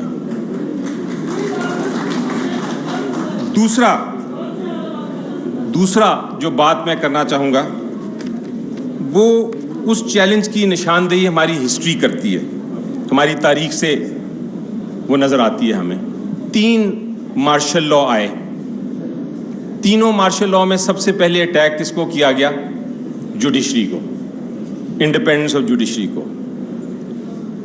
الزام لگتا ہے جوڈیشری پہ, کچھ مقررین نے بھی بات کی کہ جناب جوڈیشری نے ایک دم لیجٹیمیسی دے دی مارشل لا کو, وہ بیٹھ گئے, سکم کر گئے. بہت سارے جو جج صاحبان جن سے میری بات ہوئی, جو اس ججمنٹ کے حصے تھے, ان کی کتابیں بھی میں نے پڑھی, انہوں نے ایک اس کا جواب دیا ہے. یہ الزام کچھ حد تک درست ہے, لیکن ان کا جواب سننا بھی ضروری ہے. انہوں نے یہ کہا ہے کہ جناب ہم لوگ تو 8 یا 10 یا 12 جج ہوتے ہیں, پولیٹیکل پارٹیز کہاں جاتی ہیں جب ایسا وقت آتا ہے, سول سوسائٹی کہاں جاتی ہے, میڈیا کہاں جاتا ہے, جو سول سوسائٹی جو لائرز ہیں جو پارٹ آف سول سوسائٹی, وہ کہاں جاتے ہیں جب ہم ججمنٹ دے رہے ہوتے ہیں. اگر وہ ہمارے ساتھ کھڑے ہوں, اگر پورا ملک ایک ہی آواز کے ساتھ کھڑا ہوتا, تو ہم بھی یہ ججمنٹ نہ دیتے. وہ اگزامپل لے لیں آپ, ایوب خان صاحب کا مارشل لا آیا پہلے, اس کا ایک کمیونیکیشن بھیجی جو اب آ گئی ہے منظر عام پہ. اس وقت کے امبیسڈر جو کراچی میں ہوتے تھے US کے, انہوں نے کہا not a dog barked, not a dog barked. اس کے بعد ضیاء الحق صاحب کا مارشل لا آیا, مٹھائیاں بانٹی گئیں. پولیٹیکل پارٹیز کے لوگ, پولیٹیشنز نے بلکہ ضیاء الحق صاحب کو جوائن کر لیا, کابینہ کا حصہ بن گئے. Not a dog barked again. Musharraf صاحب آئے, اگین وہی ہوا. So we need to realise one thing, اور وہ یہ ہے کہ دوسرا جو میجر کرائسس ہے جوڈیشری کے لیے, وہ یہ ہے کہ سول سوسائٹی, پولیٹیکل پارٹی, لوگ, you the lawyers, we all have to stand together next time اس کی ضرورت خدا نخواستہ پڑی. اور مجھے جو مجھے خوشی ہے سر, جس کی میں بات آپ سے بھی کی اور میں بھی اوپنلی بھی کرتا ہوں, وہ یہ ہے کہ آپ نے آواز اٹھا لی ہے. آپ نے ایک آواز اٹھائی ہے جو پوری قوم میں اس کی ایک لہر پھیلی ہے کہ ہم رول آف لا کے لیے کھڑے ہوں گے. یہ ضروری ہے, یہ آواز آپ کی ایک آواز پہ چونکہ دیکھتے ہیں ہم کہ پبلک باہر آ جاتی ہے, یہ چیز اسٹرینتھن کرے گی انڈیپینڈنس آف جوڈیشری پہ اگر خدا نخواستہ اٹیک ہوتا ہے. یہ دوسرا خطرہ. تیسرا خطرہ سر عجیب و غریب ہے. تیسرا خطرہ بہت ہی عجیب و غریب اس لیے ہے کیونکہ وہ خطرہ فرام ود ان ہے. اس کو بھی ہم نے ٹیکل کرنا ہے. اس کی سلوشن بھی میں بتاؤں گا, لیکن پہلے اس خطرے کی طرف پوائنٹ آؤٹ کروں. ہر دنیا میں عدالت جو ہے اس کی انڈیپینڈنس کے لیے جوڈیشل ریویو کی پاور دی ہوتی ہے. جوڈیشل ریویو کی پاور سمپلی یہ ہے کہ جب آپ کی کوئی فنڈامنٹل رائٹ کا ایشو ہو, کوئی بنیادی حقوق کا ایشو ہو, تو آپ فنڈامنٹل رائٹ کو انفورس کرنے کے لیے عدالت میں جائیں اور وہ اس کو انفورس کریں.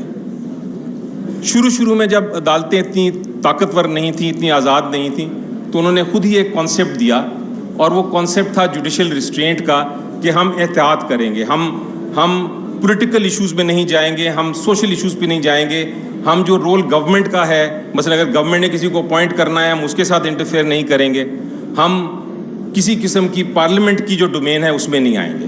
وہ احتیاط سے چلتے تھے. لیکن پھر پوری دنیا میں دو چیزیں ہونا شروع ہوئیں ساتھ ہی. ایک یہ ہوا کہ جو میڈیا تھا وہ بھی آزاد ہونا شروع ہو گیا, اور دوسرا جو پارلیمنٹ تھا یا گورنمنٹ تھی انہوں نے گورننس بند کر دی. انہوں نے لوگوں کو جو چیزیں دینی تھیں, جو ان کا کام تھا وہ کرنا بند کر دیا. بہت بڑا گیپ آ گیا, لوگوں کی امیدیں شیٹر ہونا شروع ہو گئیں جمہوریت سے. میڈیا نے سوشل ایشوز ریز کیے. جب میڈیا نے سوشل ایشوز ریز کیے تو عدالتوں نے ان کو پکڑا, اور عدالت کے ججز جو ہیں وہ پاپولر ہونا شروع ہو گئے, وہ فیمس ہونا شروع ہو گئے. دنیا بھر میں فنومینا ہوا. جب وہ فیمس ہونا شروع ہو گئے تو انہوں نے سوچا کہ ہم کیوں نہ ایگزیکٹو اور جو پارلیمنٹ کا ڈومین ہے اس میں آنا شروع ہو جائیں. یہ چیز ہم بھی جب حکومت میں تھے ہم نے بھی فیس کیا, ہمارے سے پہلے بھی حکومتوں نے فیس کیا, یہ پوری دنیا میں فیس کیا. پاکستان نے بھی فیس کیا. پاکستان کا لینڈ مارک ٹائم کیا تھا جب ہم سوچتے ہیں, ہمارے جورسٹ بات کرتے ہیں کہ ہم نے کب انڈیپینڈنس, ٹرو انڈیپینڈنس کی کلاسک سینس میں, ہم نے تب کی جب مشرف صاحب نے چیف جسٹس کو ہٹایا, بلیک کوٹس کی ریولوشن آئی, اور بلیک کوٹس نے مشرف صاحب کی آرڈر کو سیٹ اسائڈ کرتے ہوئے چیف جسٹس کو ریسٹور کر دیا. ہمارا خیال تھا اس وقت ہمیں ٹرو انڈیپینڈنس مل گئی, لیکن اس کے ساتھ یہ دونوں چیزیں کوئنسائڈ کر گئیں. عدالتیں شوگر کے پرائسز کو بھی بات کرنا شروع ہو گئیں, ڈیمز بھی بننا شروع ہو گئے. عدالتوں نے بہت سارے اختیارات لینا شروع کر دیے. لوگوں کی امیدیں جو تھیں وہ عدالت کی طرف دیکھنا شروع ہو گئی, جمہوریت پیچھے جانا شروع ہو گئی. یہ چیز جو ہے یہ بھی انڈیپینڈنس آف جوڈیشری کو اٹیک کرتی ہے. بہت ضروری ہے, بہت اہم ہے کہ ہم یہ جو تیسرا چیلنج ہے اس کو بھی ہم میٹ کریں. مین چیز یہ ہے کہ سب سے اوپر ہے لا, قانون کی پاسداری. عدالت کا بھی کام ہے, ہمارا بھی کام ہے, چاہے وہ سپیریئر جوڈیشری ہو چاہے ایک میجسٹریٹ ہو. جو قانون ہے اگر وہ لاگو ہوتا ہے, اس پہ امپلیمنٹیشن ہوتی ہے, تو پھر ہی ہماری ٹرولی انڈیپینڈنس ملے گی. اس کے لیے بھی آپ نے بڑی اچھی آواز اٹھائی, جس کا FIR بھی ہو گیا. آپ نے آواز ٹھیک اٹھائی. آپ نے کہا کہ جوڈیشری جو ہے, چاہے وہ جونیئر جج ہو چاہے وہ سینئر جج ہو, وہ رول آف لا کے تابع ہے. ان کو قانون ہی نافذ کرنا ہے, چاہے میرے خلاف ہو چاہے میرے حق میں ہو. تو یہ تیسرا اہم پوائنٹ ہے. اب چوتھا جو میں پوائنٹ اور آخری پوائنٹ میں بتانا چاہ رہا ہوں, وہ بھی ایک یونیک اٹیک ہو رہا ہے جوڈیشری کی انڈیپینڈنس پہ. اور یہ اٹیک اس وقت کون کر رہا ہے؟ یہ اٹیک اس وقت ہماری اپوزیشن کر رہی ہے. ایک کانسیپٹ ہے سر لا فیئر کا, شاید کچھ لوگ جانتے ہوں شاید کچھ لوگ نہ جانتے ہوں. سمپل ایکسپلین کرتا ہوں. ایک انٹرنیشنل لا کا کانسیپٹ ہے جس میں بجائے ایک ملک کسی کے خلاف جنگ کرنے کے, وہ قانون کو استعمال کرتا ہے, اور قانون کے استعمال کر کے اپنی وہ جنگ جیتتا ہے. وہ اپنی اسٹریٹجک نقصان پہنچاتا ہے دوسرے ملک کو, اور اپنی جو ہے ایمبیشن اس کو پورا کرتا ہے. اس کو کہتے ہیں لا فیئر. لیکن پاکستان میں اس وقت ایک حقیقت آ گئی ہے. وہ حقیقت یہ ہے کہ جو عمران خان صاحب ہیں اور ان کی وجہ سے جو PTI ہے, اس کی مقبولیت عوام میں عروج تک پہنچ چکی ہے, اور PDM یا جتنی اپوزیشن کی پارٹیز ہیں پورے ملک کی ملا لیں، ان کی پاپولیرٹی یہ نہیں ہے، یہ حقیقت ہے، اس کو کوئی ڈینائی نہیں کر سکتا۔ جب یہ حقیقت دیکھی اور ہماری پولیٹیکل اوپوننٹس نے یہ دیکھا کہ جناب ہم ان کے ساتھ سیاسی مقابلہ تو کر نہیں سکتے، ہم سیاست کے میدان میں تو ہار ہمیں نظر آ رہی ہے، تو پھر انہوں نے لا فیئر کو استعمال کرنے کی کوشش کی ہے۔ اور لا فیئر کس طرح استعمال کر رہے ہیں، اس کے 3 ایگزامپل میں آپ کو دے دیتا ہوں۔ ایک ایگزامپل اس کا کل کی جو FIR تھی، ایک بے بنیاد بوگس FIR۔ دوسرا ایگزامپل میں آپ کو دے دیتا ہوں جو فورن فنڈنگ کیس کہتے ہیں، جو پروہیبٹڈ فنڈنگ کیس ہے، پھر ٹوٹلی ایلیگل کیس۔ تیسرا کیس انہوں نے شروع کیا ہے، وہ کیا ہے الیکشن کمیشن آف پاکستان کے پاس ریفرنس فائل کر دی ہے، جو کہ ویسی غیر قانونی ریفرنس ہے توشہ خانہ کے بارے میں۔ یہ ان کو چونکہ کچھ مل نہیں رہا، انہوں نے لا فیئر کی استعمال، یعنی عدالتوں کی ٹول استعمال کرنے کی کوشش کی ہے کہ کسی طرح PTI کو اور عمران خان صاحب کو نقصان پہنچائیں۔ عدالتوں کو اس چیز کا اویئر ہونا گا، اور مجھے یقین ہے کہ وہ اس کو اویئر ہوں گے اور لا فیئر کو نہیں استعمال ہونے دیں گے PTI کے خلاف۔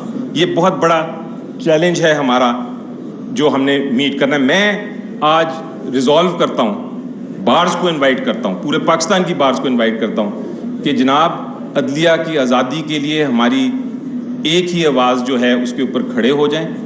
بہت ضروری ہے کہ ہم یہ جو لا فیئر، جو عدالتوں کو استعمال کرنے کی کوشش، جو کیسز کو استعمال کرنے کی کوشش کی جا رہی ہے سیاسی مقاصد کے لیے، غیر قانونی ہے، جائز نہیں ہے، آئین کے خلاف ہے، انڈیپینڈنس آف جوڈیشری کے خلاف ہے، ہمارے ساتھ مل کے کھڑے ہوں۔ تھینک یو سو مچ سر۔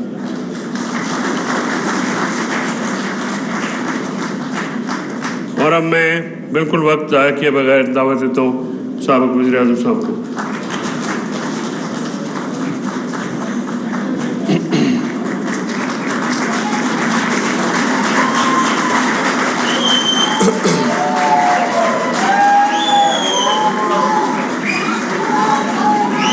شکریہ۔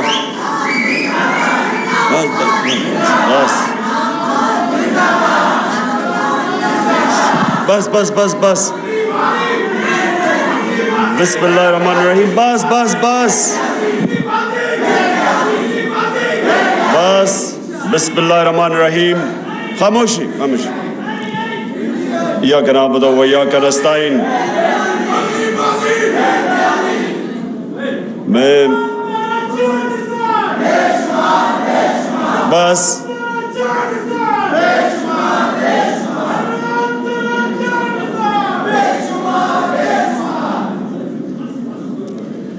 بسم اللہ الرحمن الرحیم۔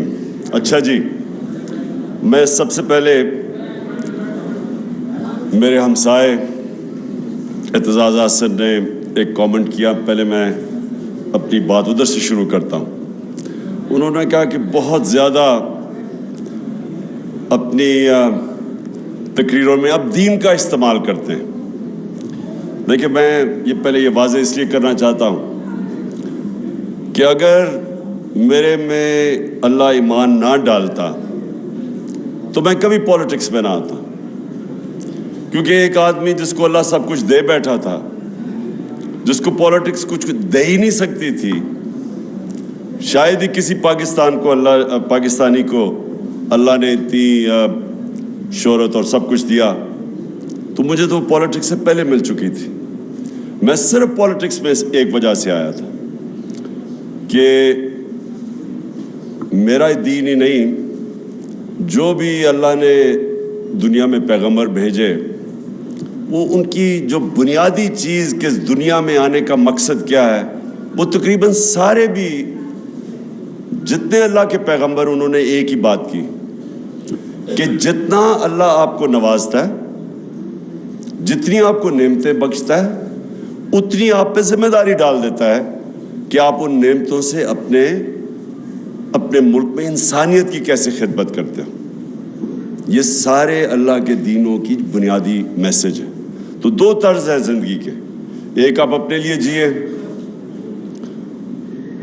اور آسان زندگی ہے وہ، اور میرے لیے بڑی آسان زندگی تھی، اور ایک دوسرا ہے کہ آپ ذمہ داری بحیثیت انسان اپنی ذمہ داری اٹھائیں اور کوشش کریں کہ اپنے معاشرے کے اندر لوگوں کی زندگی بہتر کریں. تو یہ دو مختلف ایک مٹیریل لائف ہے اور دوسرا اسپریچول وے آف لائف ہے. تو میں آیا تھا پالیٹکس میں, اور میں نے جب آیا تو اس سے کافی دیر پہلے اسٹڈی کیا کہ وہ جو ہمارے نبی صلی اللہ علیہ وسلم کا دور تھا مدینہ میں, تو وہ کیا چیزیں تھیں جو انہوں نے, وہ کیوں اللہ ہمیں کہتا ہے کہ اس نبی کے راستے پہ چلو, ان کی سنت پہ چلو, ان کی شریعہ پہ چلو, کیوں کہتا ہے اللہ؟ تو وہ میں نے آنے سے پہلے ہی اس نتیجے پہ پہنچ چکا تھا کہ اللہ ہماری بہتری کے لیے کہتا ہے. سارا جو قرآن میں اللہ کا جو اللہ کی جتنے بھی احکامات ہیں وہ ہماری بہتری کے لیے ہیں, کیونکہ اللہ تو بے نیاز ہے, اس کو تو خود کفیل ہے, اس کو تو ہم کوئی فائدہ نہیں اور نقصان پہنچا سکتے. تو ساری چیزیں قرآن کے اندر انسان کی بہتری کے لیے. آپ اس راستے پہ چلیں گے جو آپ نماز میں کہتے ہیں کہ اللہ ان کے راستے پہ چلا جن کو نعمتیں بخشی, ان کے نہیں جو دوسرے راستے پہ چلے گئے, وہ ہماری بہتری کے لیے ہے. سو اس لیے جو وہ مدینہ کی ریاست کے 3 اصول تھے وہ لے کے چلا تھا آج سے میں 26 سال پہلے. خودداری, کبھی ایک مسلمان معاشرہ کسی کی غلامی نہیں کرتا, یہ سب سے پہلے لا الہ الا اللہ, یہ آپ کو خوددار بناتا ہے. دوسرا کہ انسانی معاشرے میں انسانیت ہوتی ہے, جانوروں کے معاشرے میں سروائیول آف دا فٹسٹ ہوتی ہے. انسان فرق یہ اس طرح ہے کہ وہ کمزور کی جتنی زیادہ انسانیت اتنی وہ مدد کرتا ہے کمزور کی, جانوروں کے معاشرے میں نہیں ہے. تو یہ سارے پیغمبروں نے بلکہ یہ انسانیت کی بات کرتے تھے. اور تیسری چیز ہے انصاف. یہ 3 فنڈامنٹل پرنسپلز ہیں جس پہ مدینہ کی ریاست کھڑی ہوئی تھی. اس میں اور بھی بہت چیزیں تھیں لیکن ان پرنسپلز کے اوپر باقی چیزیں بنی تھی. تو یہ آج سے 26 سال پہلے میں نے اپنی پارٹی کا منشور رکھا تھا اور تب میں پالیٹکس میں آیا تھا. اور کبھی بھی کوئی انسان اپنی زندگی کے 22 سال سٹرگل نہیں کرتا کسی چیز کے لیے اگر وہ کوئی ذاتی مفادات کے لیے ہو, جب جس کے پاس پہلے سب کچھ ہے. تو اس لیے وہ میں کبھی کسی کے دین کے اوپر کامنٹ نہیں کرتا. کیا وہ ایتھیسٹ ہے, کیا وہ دینی ہے, جو ایگنوسٹک ہے, یہ انسان کے اوپر ہے. یہ اللہ نے ہمیں یہ نہیں کہا کہ صرف ان سے بات کرو جو کہ صرف ایمان والے ہیں. ہم تو ہمارا تو اللہ کا ایک تحفہ ہے میرے نظر میں کہ جس کو ایمان دے دے وہ تو سب سے زیادہ, اگر اللہ, میں اپنے بچوں کے لیے ہمیشہ دعا کرتا ہوں کہ ان کو اللہ ایمان دے, کیونکہ وہ سب سے بڑا اللہ کی بلیسنگ ہے, اس کا تحفہ ہے. اب میں آتا ہوں جی آج کا جو موضوع ہے, یہ کنیکٹڈ ہے ایکچولی میری جو 26 سال پہلے جس کی وجہ سے میں پالیٹکس میں نام رکھا تھا انصاف کی تحریک, کیونکہ میں اپنے تجربے سے, میں کوئی اسلام کا اسکالر نہیں تھا, میری تو صرف اپنی زندگی کا جو تجربہ تھا, جو ساری دنیا میں دیکھی, کانٹراسٹ دیکھتا تھا. آدھا وقت انگلینڈ میں یونیورسٹی میں گزارتا تھا, یونیورسٹی کے بعد کرکٹ کی وجہ سے آدھا وقت میں پاکستان گزارتا تھا. تو یہ سارا وقت میں موازنہ کر سکتا تھا دونوں معاشروں کا, جو اور شاید لوگ میرے سے بہت عقل والے لوگ ہوں گے لیکن ان کو اس طرح کی اپرچونٹی نہیں تھی کہ جو میرے پاس تھی. تو میں اپنے تجربے کے اس کے اوپر پہنچا اس نتیجے پہ کہ اگر ایک معاشرے کے اندر انصاف نہیں ہے وہ معاشرے میں خوشحالی نہیں آتی. ابن خلدون اپنی وہ جو مسلمانوں کی بلکہ دنیا کا ایک اپنی ٹائم کا جس کو کہتے ہیں فادر آف ماڈرن ہسٹوگرافی, اس سے بڑا کوئی ذہن نہیں تھا. وہ لکھتا ہے کہ میری زندگی کا تجربہ قرآن پڑھ کے بھی اور زندگی کا تجربہ یہ ہے کہ اللہ نے انسان کو زمین پہ بھیجا ہی ایک مقصد سے ہے کہ میری زمین پہ انصاف قائم کرو. اور یہ جو ونسٹن چرچل کی جو بات کی جاتی ہے جب برطانیہ تباہ ہو رہا ہوتا ہے تو وہ تب کہتا ہے, وہ پوچھتے ہیں جی ہم بچ جائیں گے, اس نے کہا کیا اگر آپ کی عدالتیں انصاف دے رہی ہیں تو آپ تباہ نہیں ہو سکتے. حضرت علی رضی اللہ تعالیٰ کہتے ہیں کفر کا نظام چل جائے گا لیکن ناانصافی کا نظام نہیں چل سکتا. تو یہ میں 26 سال پہلے اس تحریک انصاف کی تحریک کا نام رکھا تھا. رول آف لا جو ہے وہ فنڈامنٹل چیز ہے جو فرق کرتا ہے معاشروں میں. ابھی رول آف لا انڈیکس کی بات کر رہے تھے گوندل صاحب کہ ہم 130 نمبر پہ ہیں, دنیا میں 130 نمبر پہ ہیں. سوئٹزرلینڈ دنیا میں نمبر 1 پہ ہے. رول آف لا انڈیکس پہ سوئٹزرلینڈ نمبر 1 پہ ہے, ہم 130 پہ ہیں. سوئٹزرلینڈ کے جو, کیونکہ میں نے سوئٹزرلینڈ دیکھا ہوا ہے, اس کی صرف کمال ایک ہے کہ ان کے زبردست پہاڑ ہیں. پہاڑوں کے اوپر لوگ جاتے ہیں, ٹورزم ہوتی ہے, سردیوں میں اسکیئنگ ہوتی ہے. اور ہمارا جو پہاڑ ہیں دگنے ہیں سوئٹزرلینڈ سے, ہمارا ناردرن ایریا سوئٹزرلینڈ سے دگنا ہے. جو خوبصورتی ہے وہ سوئٹزرلینڈ سے کئی گنا زیادہ ہے. لیکن سوئٹزرلینڈ خوشحال ہے. صرف اپنی پہاڑوں کی ٹورزم سے سوئٹزرلینڈ $60 ارب سال کا کماتا ہے. $60 ارب. چھوٹا سا سوئٹزرلینڈ. ہماری ساری ملک کی ایکسپورٹس, ہم نے ایکسپورٹس ہماری تاریخی تھی $30 ارب, $31 ارب یا $32 ارب. ان کو صرف ٹورزم سے $60 ارب ملتا. سوئٹزرلینڈ ٹورزم سے پیسے اس لیے نہیں بناتا کہ ان کی ملک میں خوبصورتی زیادہ ہے, وہ اس لیے بناتا ہے کہ وہاں رول آف لا ہے, وہاں کوئی قانون سے اوپر نہیں ہے. اس ملک کے اندر ان کی عدالتیں انصاف کرتی ہیں. اس کے ملک کے اندر جو عام شہری ہے اس کو اس کے ملک کا قانون مکمل طور پہ تحفظ دیتا ہے طاقتور سے. اور جب ایک کمزور انسان کو اس کے ملک کا انصاف کا نظام تحفظ دیتا ہے, وہ انسانوں کو آزاد کر دیتا ہے. تو سب سے امپورٹنٹ چیز آپ کی سمجھنی ہے کہ صرف آزاد انسان کی پرواز اوپر ہوتی ہے. بڑے کام صرف آزاد انسان کرتے ہیں. غلام ملک کے اندر بھی اگر ایک انسان آزاد ہو, وہ اس ملک میں بھی اوپر چلا جاتا ہے. میں ہمیشہ 2 انسانوں کی بات کرتا ہوں جو غلام ہندوستان میں بڑے ہوئے, قائد اعظم اور علامہ اقبال. آزاد ذہن تھے. فلسفہ دیکھیں علامہ اقبال کا, شاید میں نہیں سمجھتا, میں کوئی اتنا بڑا اسکالر نہیں ہوں, لیکن میں نہیں سمجھتا کہ پچھلے 500 سال میں کوئی مسلمان ذہن اس قابل تھا, اتنا بڑا ذہن تھا جو علامہ اقبال تھے. اور قائد اعظم سارے برٹش انڈیا کے اندر سب سے قابل لائر سمجھے جاتے تھے, سب سے زیادہ ان کی فیس ہوتی تھی. تو قائد اعظم کا دیکھ لیں کہ وہ ایک غلام ہندوستان میں ایک آزاد ذہن تھا, جو وہ آزادی کی بات کرتے تھے, جو ان کی رسپیکٹ تھی, خودداری تھی. میں اب ذرا ماڈرن کئی دفعہ کہتا ہوں کہ وہ جو شہباز شریف کا ایک میں ٹیپ چلاتا ہوں کہ ہم بھیک نہیں مانگنے ہیں لیکن ہم مجبور ہیں, ہم یہ ہیں وہ ہیں. قائد اعظم کو سنیں ذرا آپ, اس کی ساری آپ تقریریں سنیں, ان کے مخالف کے کامنٹ سنیں قائد اعظم کے اوپر. تو یہ بڑے کام صرف آزاد ذہن کرتے ہیں. جو انوویشنز اور انوینشنز ہیں وہ صرف آزاد ذہن کرتا ہے. غلام ذہن صرف اچھا غلام بنتا ہے. اور ڈفرینٹ قسم کی آزادیاں جو میں تحریک حقیقی آزادی کی بات کرتا ہوں, اس میں مختلف قسم کی ہے. آج ہم صرف وہ آزادی کی بات کر رہے ہیں جو کہ آزاد عدلیہ, جو رول آف لا امپلیمنٹ کرتی ہے اور جو قوم کو, لوگوں کو آزاد کرتی ہے, طاقتور کے ظلم سے آزاد کرتی ہے. یہ جو فیوڈل کلچر ہے, فیوڈل کلچر کیا ہے؟ کیوں ایک وقت ہوتا تھا کہ اوپر سے انویڈر آتا تھا, جیسے افغانستان سے گزرتا تھا سیدھا وہ پہنچتا تھا دلی تک, کوئی راستے میں اس کو رکاوٹ نہیں ہوتی تھی, کیونکہ فیوڈل سسٹم کے اندر لوگ غلام ہیں. تو ان کو فرق ہی نہیں پڑتا تھا کہ کوئی باہر آئے, کیونکہ جو اوپر آئے یا جائے.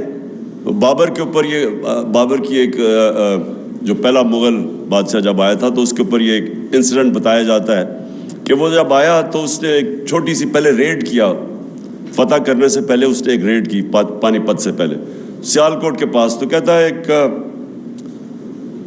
چھوٹی سی لڑائی ہوئی, یہ جیت گئے. تو کہتا ابھی وہ شام کو بیٹھا دیکھ رہا تو تھوڑی دور लड़ाई से थोड़ी दूर एक किसान अपना हल चला रहा है, वो बड़ा हैरान होता है कि ये इसको कोई फ़र्क ही नहीं पड़ा कि कोई बाहर से फौज है या लड़ाई हुई है। वो किसान को बुलाता है शाम को, कहता है तुम बड़े दिलेर आदमी हो गए कि तुम्हें फ़र्क ही नहीं पड़ा कि बाहर से कोई फौज है या लड़ाई हुई। वो कहता है मेरा किसान, मेरा हल चलता रहा, मुझे क्या फ़र्क पड़ता है कौन आए कौन जाए, क्योंकि वो तो आज़ाद ही नहीं था। क्यों सारा कबायली इलाका और अफगानिस्तान क्यों हमेशा अपनी आज़ादी के लिए लड़ते हैं? क्योंकि वो आज़ाद हैं। उनका जो सिस्टम है, जरगा सिस्टम, वो बेसिकली रिप्रेजेंट करता है। उनकी जूरी सिस्टम भी बन जाता है, उनको इंसाफ भी मिल जाता है और उनकी आवाज़ भी होती है, वो फिर लोकल गवर्नमेंट भी बन जाती है। तो वो हमेशा लड़ते थे।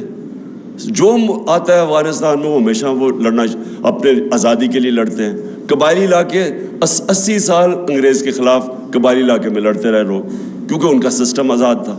सो आज़ाद, जब हम आज़ादी की बात करते हैं, ये याद रखें कि फ्यूडल सिस्टम जिसके अंदर ताकतवर के लिए कानून, कमज़ोर के लिए दूसरा, उसके अंदर कभी उस माशरे का पोटेंशियल ऊपर नहीं आता। तो क्योंकि मैंने मगरब में और ये सारे इंग्लैंड, सब यूरोप, ऑस्ट्रेलिया वगैरह देखे हुए थे, अमेरिका, तो मैं बड़ी पहले इस नतीजे पे आ गया था कि जब तक हमारे मुल्क के अंदर हमारा इंसाफ का निज़ाम नहीं ठीक होता, जो अल्लाह ने इतनी नेमतें बख्शी हैं पाकिस्तान को, हमें खुद भी नहीं अंदाज़ा, मुझे भी पूरी तरह अंदाज़ा नहीं था जब तक मैं 3.5 साल प्राइम मिनिस्टर नहीं बना, कि अल्लाह ने हर किस्म की इस मुल्क में हर किस्म की नेमतें बख्शी हैं। किसी एक भी हम उठा लें तो हम ऊपर जा सकते हैं। और तो छोड़े, जो मिनरल्स हैं पाकिस्तान में, मदनियात हैं, हम सिर्फ उसी पे कॉन्सेंट्रेट कर रहे हैं, वही पाकिस्तान को उठा सकते हैं। टूरिज्म पे कॉन्सेंट्रेट कर, वहाँ उठ सकता है। एग्रीकल्चर के ऊपर हमारा जो ज़राअत है, इसमें हम सिर्फ मॉडर्न टेक्निक्स ही ले आए, इसी में मुल्क उठ सकता है। इंडस्ट्री में हमारा इनिशिएटिव है, बाहर प्रोफेशनल्स बैठे हुए हैं, हमारा 1 करोड़ जिनमें टॉप क्लास प्रोफेशनल्स हैं, एंटरप्रेन्योर्स हैं, प्रोफेसर्स हैं, हर किस्म का एक्सपर्ट बाहर बैठा हुआ है। लेकिन हमारे मुल्क में रूल ऑफ लॉ नहीं है। हमारा जो सबसे बड़ा, ये लोग मुझे कहते हैं ना, ये जो गवर्नमेंट आएगी जी, अभी उस सऊदी अरेबिया ने पैसे दे दिए, उसने यूएई ने पैसे दे दिए, वो अब सुन लीजिए चाइना पे, ये कैंसर का इलाज डिस्प्रिन से हो रहा है। कर्जों की कैंसर फैलती जा रही है। जब तक के इस मुल्क में इन्वेस्टमेंट नहीं आती, हम इस मुल्क में डॉलर्स नहीं आते। हमने 2 तरह तो डॉलर्स रिकॉर्ड मंगवाए थे, एक्सपोर्ट्स हमारी रिकॉर्ड थी, रेमिटेंसेस रिकॉर्ड थी, लेकिन जो इन्वेस्टमेंट थी जिससे असल में पाकिस्तान उठ रहा है, उसके सबसे बड़ी रुकावट उसके सामने रूल ऑफ लॉ नहीं होने की है, कॉन्ट्रैक्ट एनफोर्समेंट नहीं है। बड़े बड़े इन्वेस्टर डरते हैं, जो मैस लेवल पे जो आपके ओवरसीज इन्वेस्टर्स हैं, जो कि छोटी छोटी इन्वेस्टमेंट कर सकते हैं, 1 करोड़ में से 20 लाख पाकिस्तानी इन्वेस्टमेंट कर दें, 1 करोड़ में से 20 लाख भी इन्वेस्ट कर दें, पाकिस्तान को कोई किसी से पैसे लेने की जरूरत नहीं, कोई IMF के पास जाने की जरूरत नहीं। तो पूछे वो इन्वेस्ट क्यों नहीं करते? सबसे बड़ा उनका प्रॉब्लम यह है कि जहां जैसे ही वो फंसते हैं अदालतों में, उनको कोई एतमाद नहीं है कि हमें इंसाफ मिलेगा, हमारी इन्वेस्टमेंट बचेगी। मैं सारा वक्त, क्योंकि मैं ओवरसीज पाकिस्तानी से पैसे इकट्ठे करता था, शौकत खानम के लिए, फिर तहरीक इंसाफ के लिए, तो मुझे हमेशा ये कहा करते थे कि हम जब प्लॉट भी लेते हैं तो उसके ऊपर कब्जा हो जाता है। कौन फैक्ट्री लगाएगा, कौन बिजनेस शुरू करेगा? वो दुबई में जाके बिजनेस करना शुरू कर देते हैं, यहां बिजनेस नहीं करते। क्योंकि जब एक प्लॉट के ऊपर, प्लॉट से ज्यादा सेफ चीज क्या है, उसके ऊपर उनको मुसीबत पड़ जाती है कि उसके ऊपर कब्जे हो जाते हैं, अदालतों के वो चक्कर लगाते हैं। कोई ताकतवर आके, कब्जा ग्रुप आके, अच्छा कब्जे ग्रुप भी समझ गए हैं कि ओवरसीज पाकिस्तानियों की कौन सा प्रॉपर्टी है, वो बेचारे खरीद के वापस जाते हैं, पीछे से कब्जा हो जाता है। तो जब आप एक सेफ इन्वेस्टमेंट प्लॉट के ऊपर भी आप लोगों के कानून के ऊपर एतमाद नहीं होता, तो कैसे इन्वेस्टमेंट आ सकती है जो कि इस मुल्क में इतनी आ सकती है? क्योंकि जो ओवरसीज पाकिस्तानीज के पास जिस वक्त जो उनके पास डॉलर्स पड़े हुए हैं, जितना पाकिस्तान का कर्जा है, उस सारे कर्जे से ज्यादा डॉलर्स बाहर पड़े हुए हैं ओवरसीज पाकिस्तानी के। और मैं उनकी बात नहीं कर रहा जिन्होंने चोरी करके पैसा बाहर लेके गए, یہاں کے ڈالرز. میں بات کر رہا ہوں جو انہوں نے باہر کمائی کی تھی جو پاکستان آ سکتا ہے. تو میری پہلی چیز یہ کہ ہمارا جو آج پاکستان کا مستقبل ہے، فیوچر جس طرف ہم جا رہے ہیں، یہ لازم ہے کہ اگر ہم رول آف لا اس ملک میں نہیں اسٹیبلش کرتے، ہم کبھی بھی اس ملک کو اس دلدل سے نہیں نکال سکتے. ہماری جو معیشت ہے، میں تو پہلے اس کے معیشت کے اوپر بات کرتا ہوں کہ یہ کبھی بھی پراسپر نہیں کر سکتی جب تک کہ پاکستان میں رول آف لا نہیں آتا، ہم اسٹیبلش نہیں کرتے. جو انویسٹر ہے اس کو اعتماد نہیں ہوتا ہماری کانٹریکٹ انفورسمنٹ کے اوپر. یہ نمبر 1 میری چیز ہے. نمبر 2، انسان کا جو پوٹینشیل ہے اس ملک میں وہ کبھی ریلیز نہیں ہوگا جب تک کہ انسان کو ہم پروٹیکشن نہ دیں، جب اس کے بنیادی حقوق کو ہم پروٹیکٹ نہ کریں. اب آپ کے سامنے یہ کلاسک کیس ہے، شہباز گل کا یہ کلاسک کیس آپ کے سامنے ہے. ایک آدمی کو اغوا کیا جاتا ہے، اس کو پکڑ کے سب کے وہ تصویر ہے کہ آئے ہیں لوگ گاڑی میں، کوئی وارنٹ نہیں دکھائی جاتی، وہ کوئی مفرور نہیں تھا، کوئی بھاگ نہیں رہا تھا. کہیں بھی جا کے آتے اس کو وارنٹ دکھاتے، جی یہ آپ کے اوپر چارجز ہیں، اس کو لے جاتے. اغوا کر کے لے کے گیا، پتہ ہی نہیں پہلے ہمیں چلا وہ گیا کدھر ہے. ادھر انہوں نے اس کو تشدد کیا، اس کے اوپر ننگا کر کے اس کو مارا، اور اس کی پھر تکلیف میں اس کی تصویریں بنائیں ننگا کر کے. میں تو یہ تو پہلے تو یہ ذرا سن لیں کہ یہ کس مہذب معاشرہ جس کے اندر قانون ہوتا ہے وہاں اس کی اجازت ہے. کوئی مجھے معاشرہ بتا دے دنیا میں کہ وہ اجازت دیتا ہے یہ کرنے کے لیے. تو پہلے تو اس کو مارتے ہیں، اس کے بعد پتا چلتا ہے جی اچھا 2-3 دن کے بعد 2 دن کے بعد پتا چلتا ہے جی اس نے وہ بہت بڑا کوئی غداری کر دیا ملک کے ساتھ. اچھا میں اب یہ اپنا کہوں کہ مجھے پتا ہی نہیں تھا شروع میں کیا ہوا. مجھے اس کی صرف ایک میسج آئی کہ کال آئی کہ جی میں نے کوئی ٹی وی کا انٹرویو دیا، اس میں تھوڑی سی کنٹروورسی ہے. میں نے کہا کیا کہا کہ جی میں نے کہا تھا کہ کوئی ان لافل کمانڈ نہ سنو، بس یہ میری آخری بات ہوئی ہے اس سے. میں نے کہا اچھا ان لافل وہ تو سب کہتے رہتے ہیں. بعد میں پتا چلا اس نے وہ جو ایڈ کر دیا جی گورنمنٹ آفیسز. اس کے بعد میں پتا چلا کہ اصل میں تو یہ وہ اصغر خان کا کیس تھا، اس کے اندر عدالت ہی وہی باتیں کر رہی ہے. یعنی وہ کوئی اتنا بڑا جرم نہیں تھا کہ اس کو اس طرح پہلے اغوا کرو پھر مارو، اس سے پھر پتہ نہیں کیا. اور اس کو جو حال تھا، مجھے تو بعد میں وکیلوں نے بتایا کہ اس کا وہ مینٹلی ٹوٹل شیٹر کر دیا انہوں نے اس کو. تو کیا ہوگا کہ اس کو بالکل ہی مینٹلی ایک آدمی کو، اچھا وہ چلے یا تو ہونا وہ کوئی اس طرح کا جو جیل سے اندر باہر جاتا ہو، وہ تو تکڑے ہوتے ہیں لوگ. وہ پروفیسر وہاں کا، وہ امریکن یونیورسٹی کے اندر وہ لیکچر دے رہا ہے، اس کو یہ جب ٹریٹمنٹ کی گئی تو اس کا اوپر جو ذہنی طور پہ گزرا ہوگا، میں بھی حیران کہ سوچوں اس کی فیملی ہوگی، اس کی وائف ہوگی، وہ کیا اس کی تصویریں دیکھ رہی ہیں، وہ کیا سوچتی ہوں گی. اس کے رشتہ دار، اس کے بھائی، اس کے فادر ان لا میرے پاس آئے، وہ سارے اس کو دیکھ کے ایک آدمی کو اس طرح بریک کرنا. اور جو کر رہے تھے ان کو کوئی خوف نہیں تھا قانون سے، ان کو کوئی فکر نہیں تھی کہ ان کا کوئی احتساب ہوگا، کوئی قانون ان کو انصاف کے کٹہرے میں کھڑا کیا جائے گا، کوئی فکر نہیں تھی ان کو. ظلم کرتے ہیں، پولیس سے پوچھتے ہیں، بعد میں پولیس کہتے جی ہم نے تو نہیں کچھ کیا. تو پھر کس نے کیا؟ کون تھا اس کے پیچھے؟ جو بھی پیچھے تھا وہ اپنے آپ کو قانون سے اوپر سمجھتا ہے. وہ سمجھتا تھا کہ پاکستان کا قانون میرے اوپر نہیں لاگو ہوتا.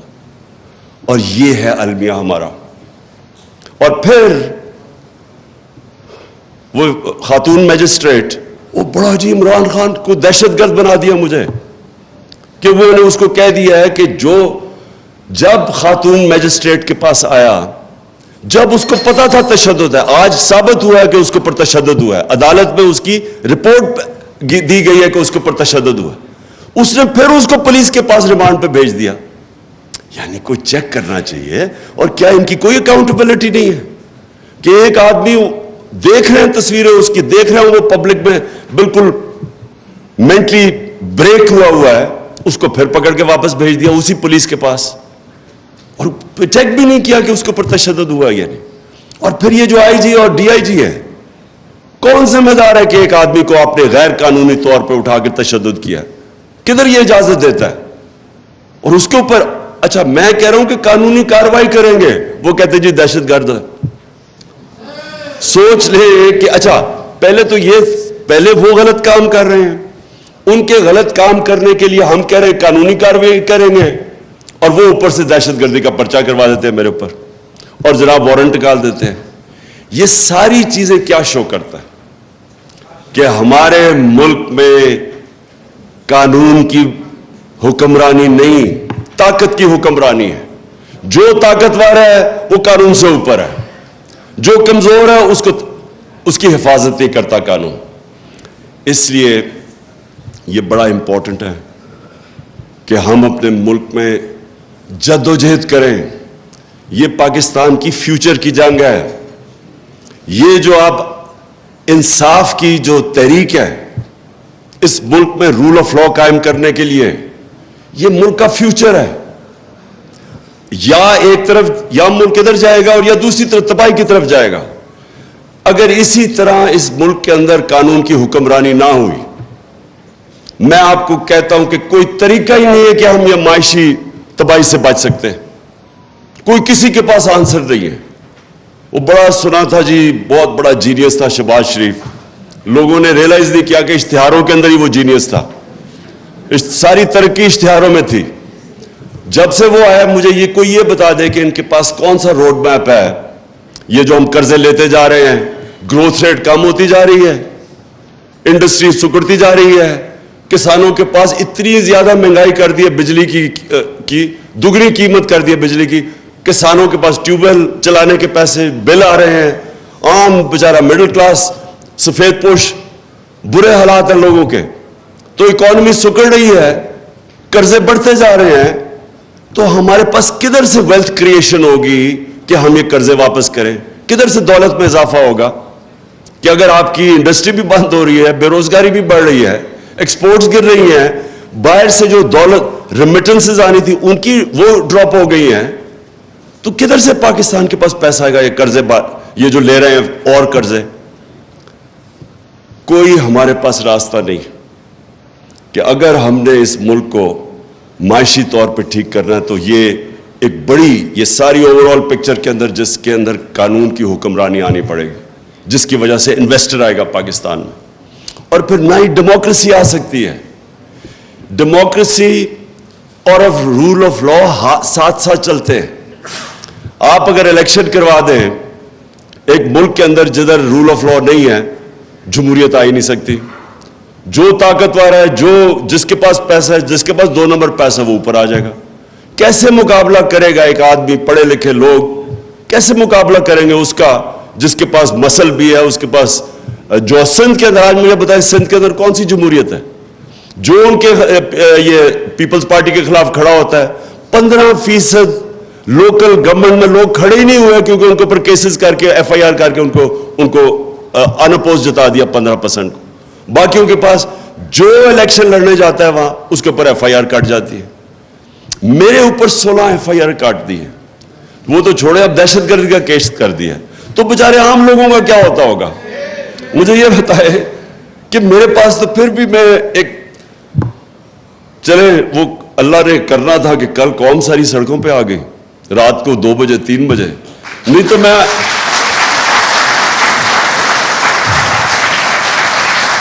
لیکن میں یہی سوچ رہا تھا کہ میں اگر عام ایک شہری پاکستانی ہوتا, میں شہباز گل ہوتا, تو ابھی تک انہوں نے مجھے اٹھا کے وہ جیل میں جا کے اسی طرح پھیٹا لگانا تھا جو اس بیچارے سے کیا. اور کس سے نہیں,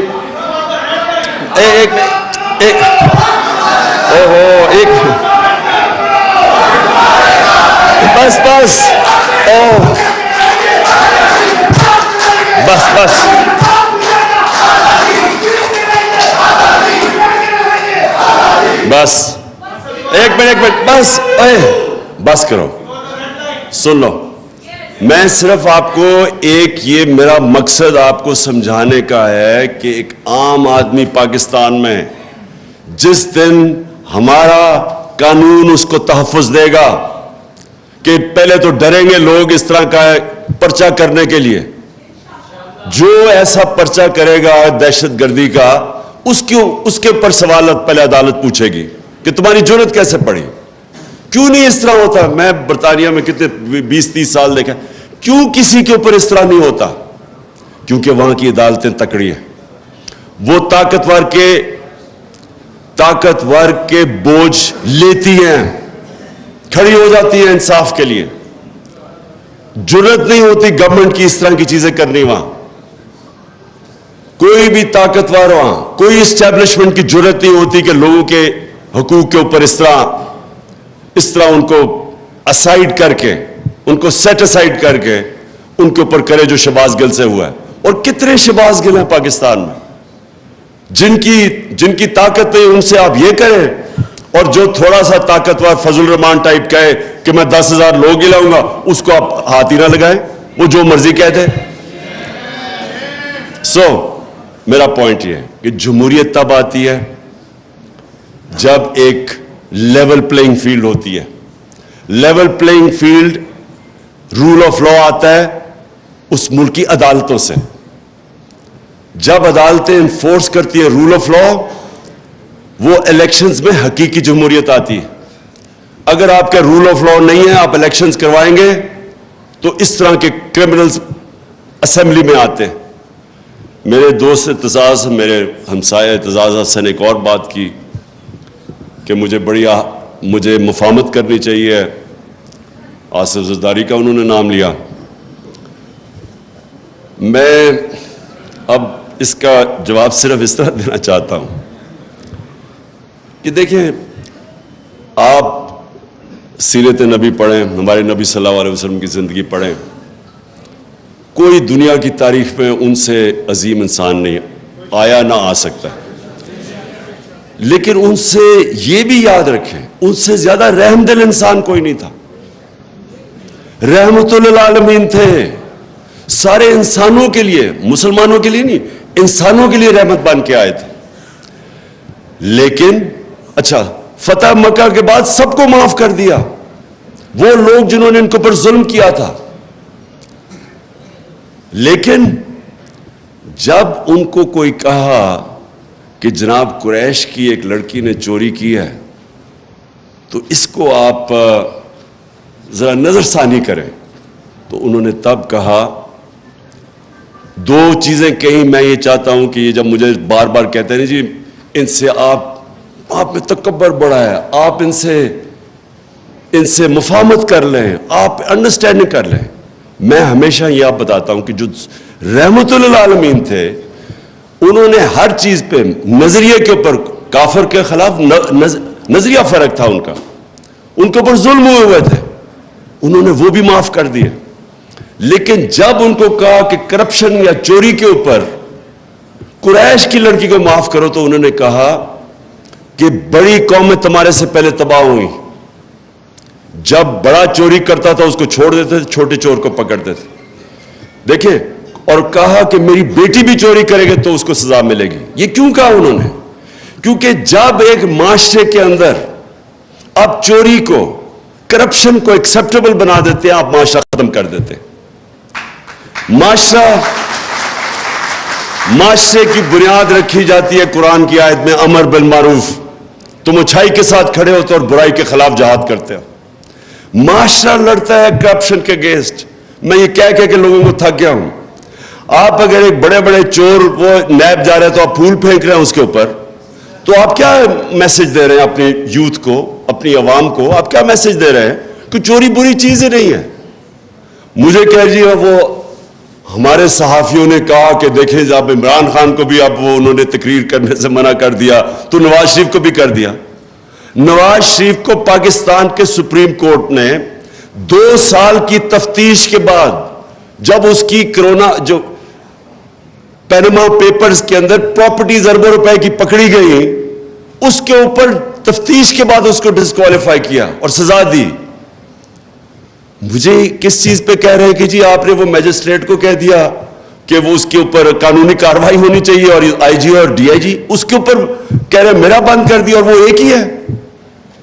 جس ملک کے اندر آپ کے بڑے بڑے صحافی یہ کہتے ہیں, اس کا مطلب چپ پلیز کر کے سنو, جب آپ کے بڑے بڑے صحافی یہ کہتے ہیں, معاشرے کے اندر کیا پیغام جاتا ہے کہ کوئی چوری بری چیز, کرپشن بری چیز نہیں ہے. آپ کے گھر میں کوئی ڈاکہ مارے, کیا آپ کہیں گے کہ اس کے ساتھ مفاہمت کرو, اس کے آ کے بیٹھو اور بات چیت کرو؟ آپ کہیں گے اس کو جیل میں ڈالو. تو کرپشن تو ملک کے اوپر ڈاکہ مارا جاتا ہے, تو آپ اس کو کہہ رہے ہیں کہ نہیں جی ان سے بیٹھ کے کرو. تو میں صرف اس چیز کے اوپر, کیونکہ میں زیادہ تر تو اپنے ہمسایہ اعتزاز حسن سے سب چیز سے اگری کرتا ہوں, لیکن ادھر میرے دو دین کے اوپر تو خیر ہمارا مختلف ویوز ہیں, لیکن اس کے اوپر کہ آپ ہر کسی سے کمپرومائز, پالیٹکس ہوتی ہے آرٹ آف کمپرومائز, لیکن جس وقت آپ کرپشن سے کمپرومائز کرتے ہیں, جنرل مشرف نے یہ جو بالکل سلمان راجہ ٹھیک کہہ رہا ہے, وہ جو این آر او دیا تھا, کبھی کسی نے ایسٹیمیٹ کیا ہے کہ اس کا اس ملک کو کتنا بڑا نقصان ہوا, کہ کس طرح کرپشن کے دروازے کھلے, کتنا ملک پیچھے گیا. مجھے جب گورنمنٹ میں 4 گنا زیادہ قرضہ, ہمارا نیشنل ڈیٹ بڑی 6 ٹریلین سے پہنچ گئی 30 ٹریلین پہ, ہم نے جو پہلا پیسہ اکٹھا کیا ٹیکس میں آدھا چلا گیا ان کے لیے ہوئے قرضوں کی قسطوں پہ, تو ملک کدھر سے چلانا تھا. کرپشن ایک معاشرہ لڑتا ہے, معاشرہ اس کو ان ایکسیپٹیبل کرتا ہے. عدالتیں ہماری, ان کی سب سے بڑی ڈیوٹی یہ ہوتی ہے کہ جو بڑی کرپشن ہے اور جو سب سے مشکل ہے, جو وائٹ کالر کرائم جسے کہتے ہیں, جب تک ایک معاشرہ وائٹ کالر کرائم کا مقابلہ نہیں کرتا وہاں خوشحالی نہیں آتی. اور آپ سوئٹزرلینڈ کی اس لیے میں مثال دیتا ہوں, جب وہ رول آف لا کی انڈیکس کی بات کرتے ہیں کہ 99.9% ہے وہاں, اور خوشحالی بھی دنیا میں سب سے زیادہ ہے, وسائل نہ ہونے کے برابر ہیں, وہ اس لیے کہ اس معاشرے کے اندر انصاف ہے. میں آخر میں اپنی بات ختم کرتا ہوں, کہتے ہیں کہ جو سب سے بڑی رکاوٹ ہے طاقتور کو قانون کے نیچے لانے کی, وہ سب سے بڑی جو رکاوٹ ہے وہ خوف ہے. لوگ ڈرتے ہیں, مافیاز ہوتے ہیں طاقتور, وہ آپ کو ڈراتے ہیں, دھمکاتے ہیں. لوگوں کو ڈر ہوتا ہے اپنی جان کھونے کا, لوگوں کو ڈر ہوتا ہے میرا روزگار چلا جائے گا, لوگوں کو ڈر ہوتا ہے کہ جناب مجھے ذلیل کر دیں گے ٹی وی کے اوپر اور میڈیا پہ. میری آخری پوائنٹ یہ ہے کہ جس وقت ایک قوم یہ جو خوف کا بت ہے یہ توڑ دیتی ہے اور وہ کھڑی ہو جاتی ہے, جب وہ اپنے آپ کو آزاد کر لیتی ہے اس خوف سے, تو پھر عدلیہ بھی اس قوم کے سامنے انشور کرتی ہے کہ جسٹس ہو, کیونکہ جو ڈر ہوگا قوم کھڑی ہو جائے گی. جو بڑی اچھی بات کی سلمان نے یہ بھی کہ جب مارشل لا لگے تو لوگ سڑکوں پہ نکلے ہی نہیں, بھائی آرام سے چپ, لوگوں نے ایکسیپٹ کر لیا کسی نے قانون توڑا. لیکن میں یہ سمجھتا ہوں کہ ہمارا ملک, یہ بہت بڑا اللہ نے کرم کیا ہمارے ملک پہ کہ ہمارے لوگوں کو بیدار کر دیا ہے, شعور آ گیا ہمارے لوگوں میں, چینج ہو گیا ہے. کبھی میں نے پاکستانی قوم کے اندر اس طرح کی بیداری نہیں دیکھی, اور مجھے جو سب سے زیادہ اس وقت ایک میرے دل میں خوشی یہ ہے کہ ہر چیز, یہ جو بری چیزیں ہو رہی ہیں یہ میڈیا کے اوپر, یہ سوشل میڈیا کے, ان کے لوگوں کو دبا رہے ہیں, ٹیلی فون جا رہے ہیں, کوئی تو لکھتا ہے کہ ہم تمہیں یہ کر دیں گے, ان نون نمبر سے ٹیلی فون جا رہے ہیں, ہم ایجنسی سے کال کر رہے ہیں, آپ نے یہ نہیں کہنا وہ نہیں کہنا, لوگوں کو ڈرا رہے ہیں, دھمکا رہے ہیں, سپریس کر رہے ہیں. لیکن جو مجھے اور میڈیا کو, ARY کو بند کیا, وہ بول کی اس دن میری تقریر اس کو لائیو ختم کر دیا. میڈیا کو کالز جاتی ہے کہ آپ نے نہیں دکھانا یہ تحریک انصاف اور عمران خان کو. لیکن اس ساری چیزوں میں جو سب سے خوشائن چیز ہے ہمارے ملک میں کہ ہمارے لوگ وہ ادھر پہنچ گئے کہ میں اب پورا, مجھے میرا ایمان ہے کہ یہ جو شعور کا, میں یہ ورڈ یوز کرتا ہوں شعور کا, اور یہ جو بیداری کا جو جن ہے جو بوتل سے نکل چکا ہے, جو مرضی اب کوئی کر لے, یہ اب بوتل میں واپس جانے نہیں لگا. یہ یہ جو میرا ایمان ہے کہ یہ اب ملک کو انشاءاللہ حقیقی آزادی کی طرف لے کے جائے گا. شکریہ.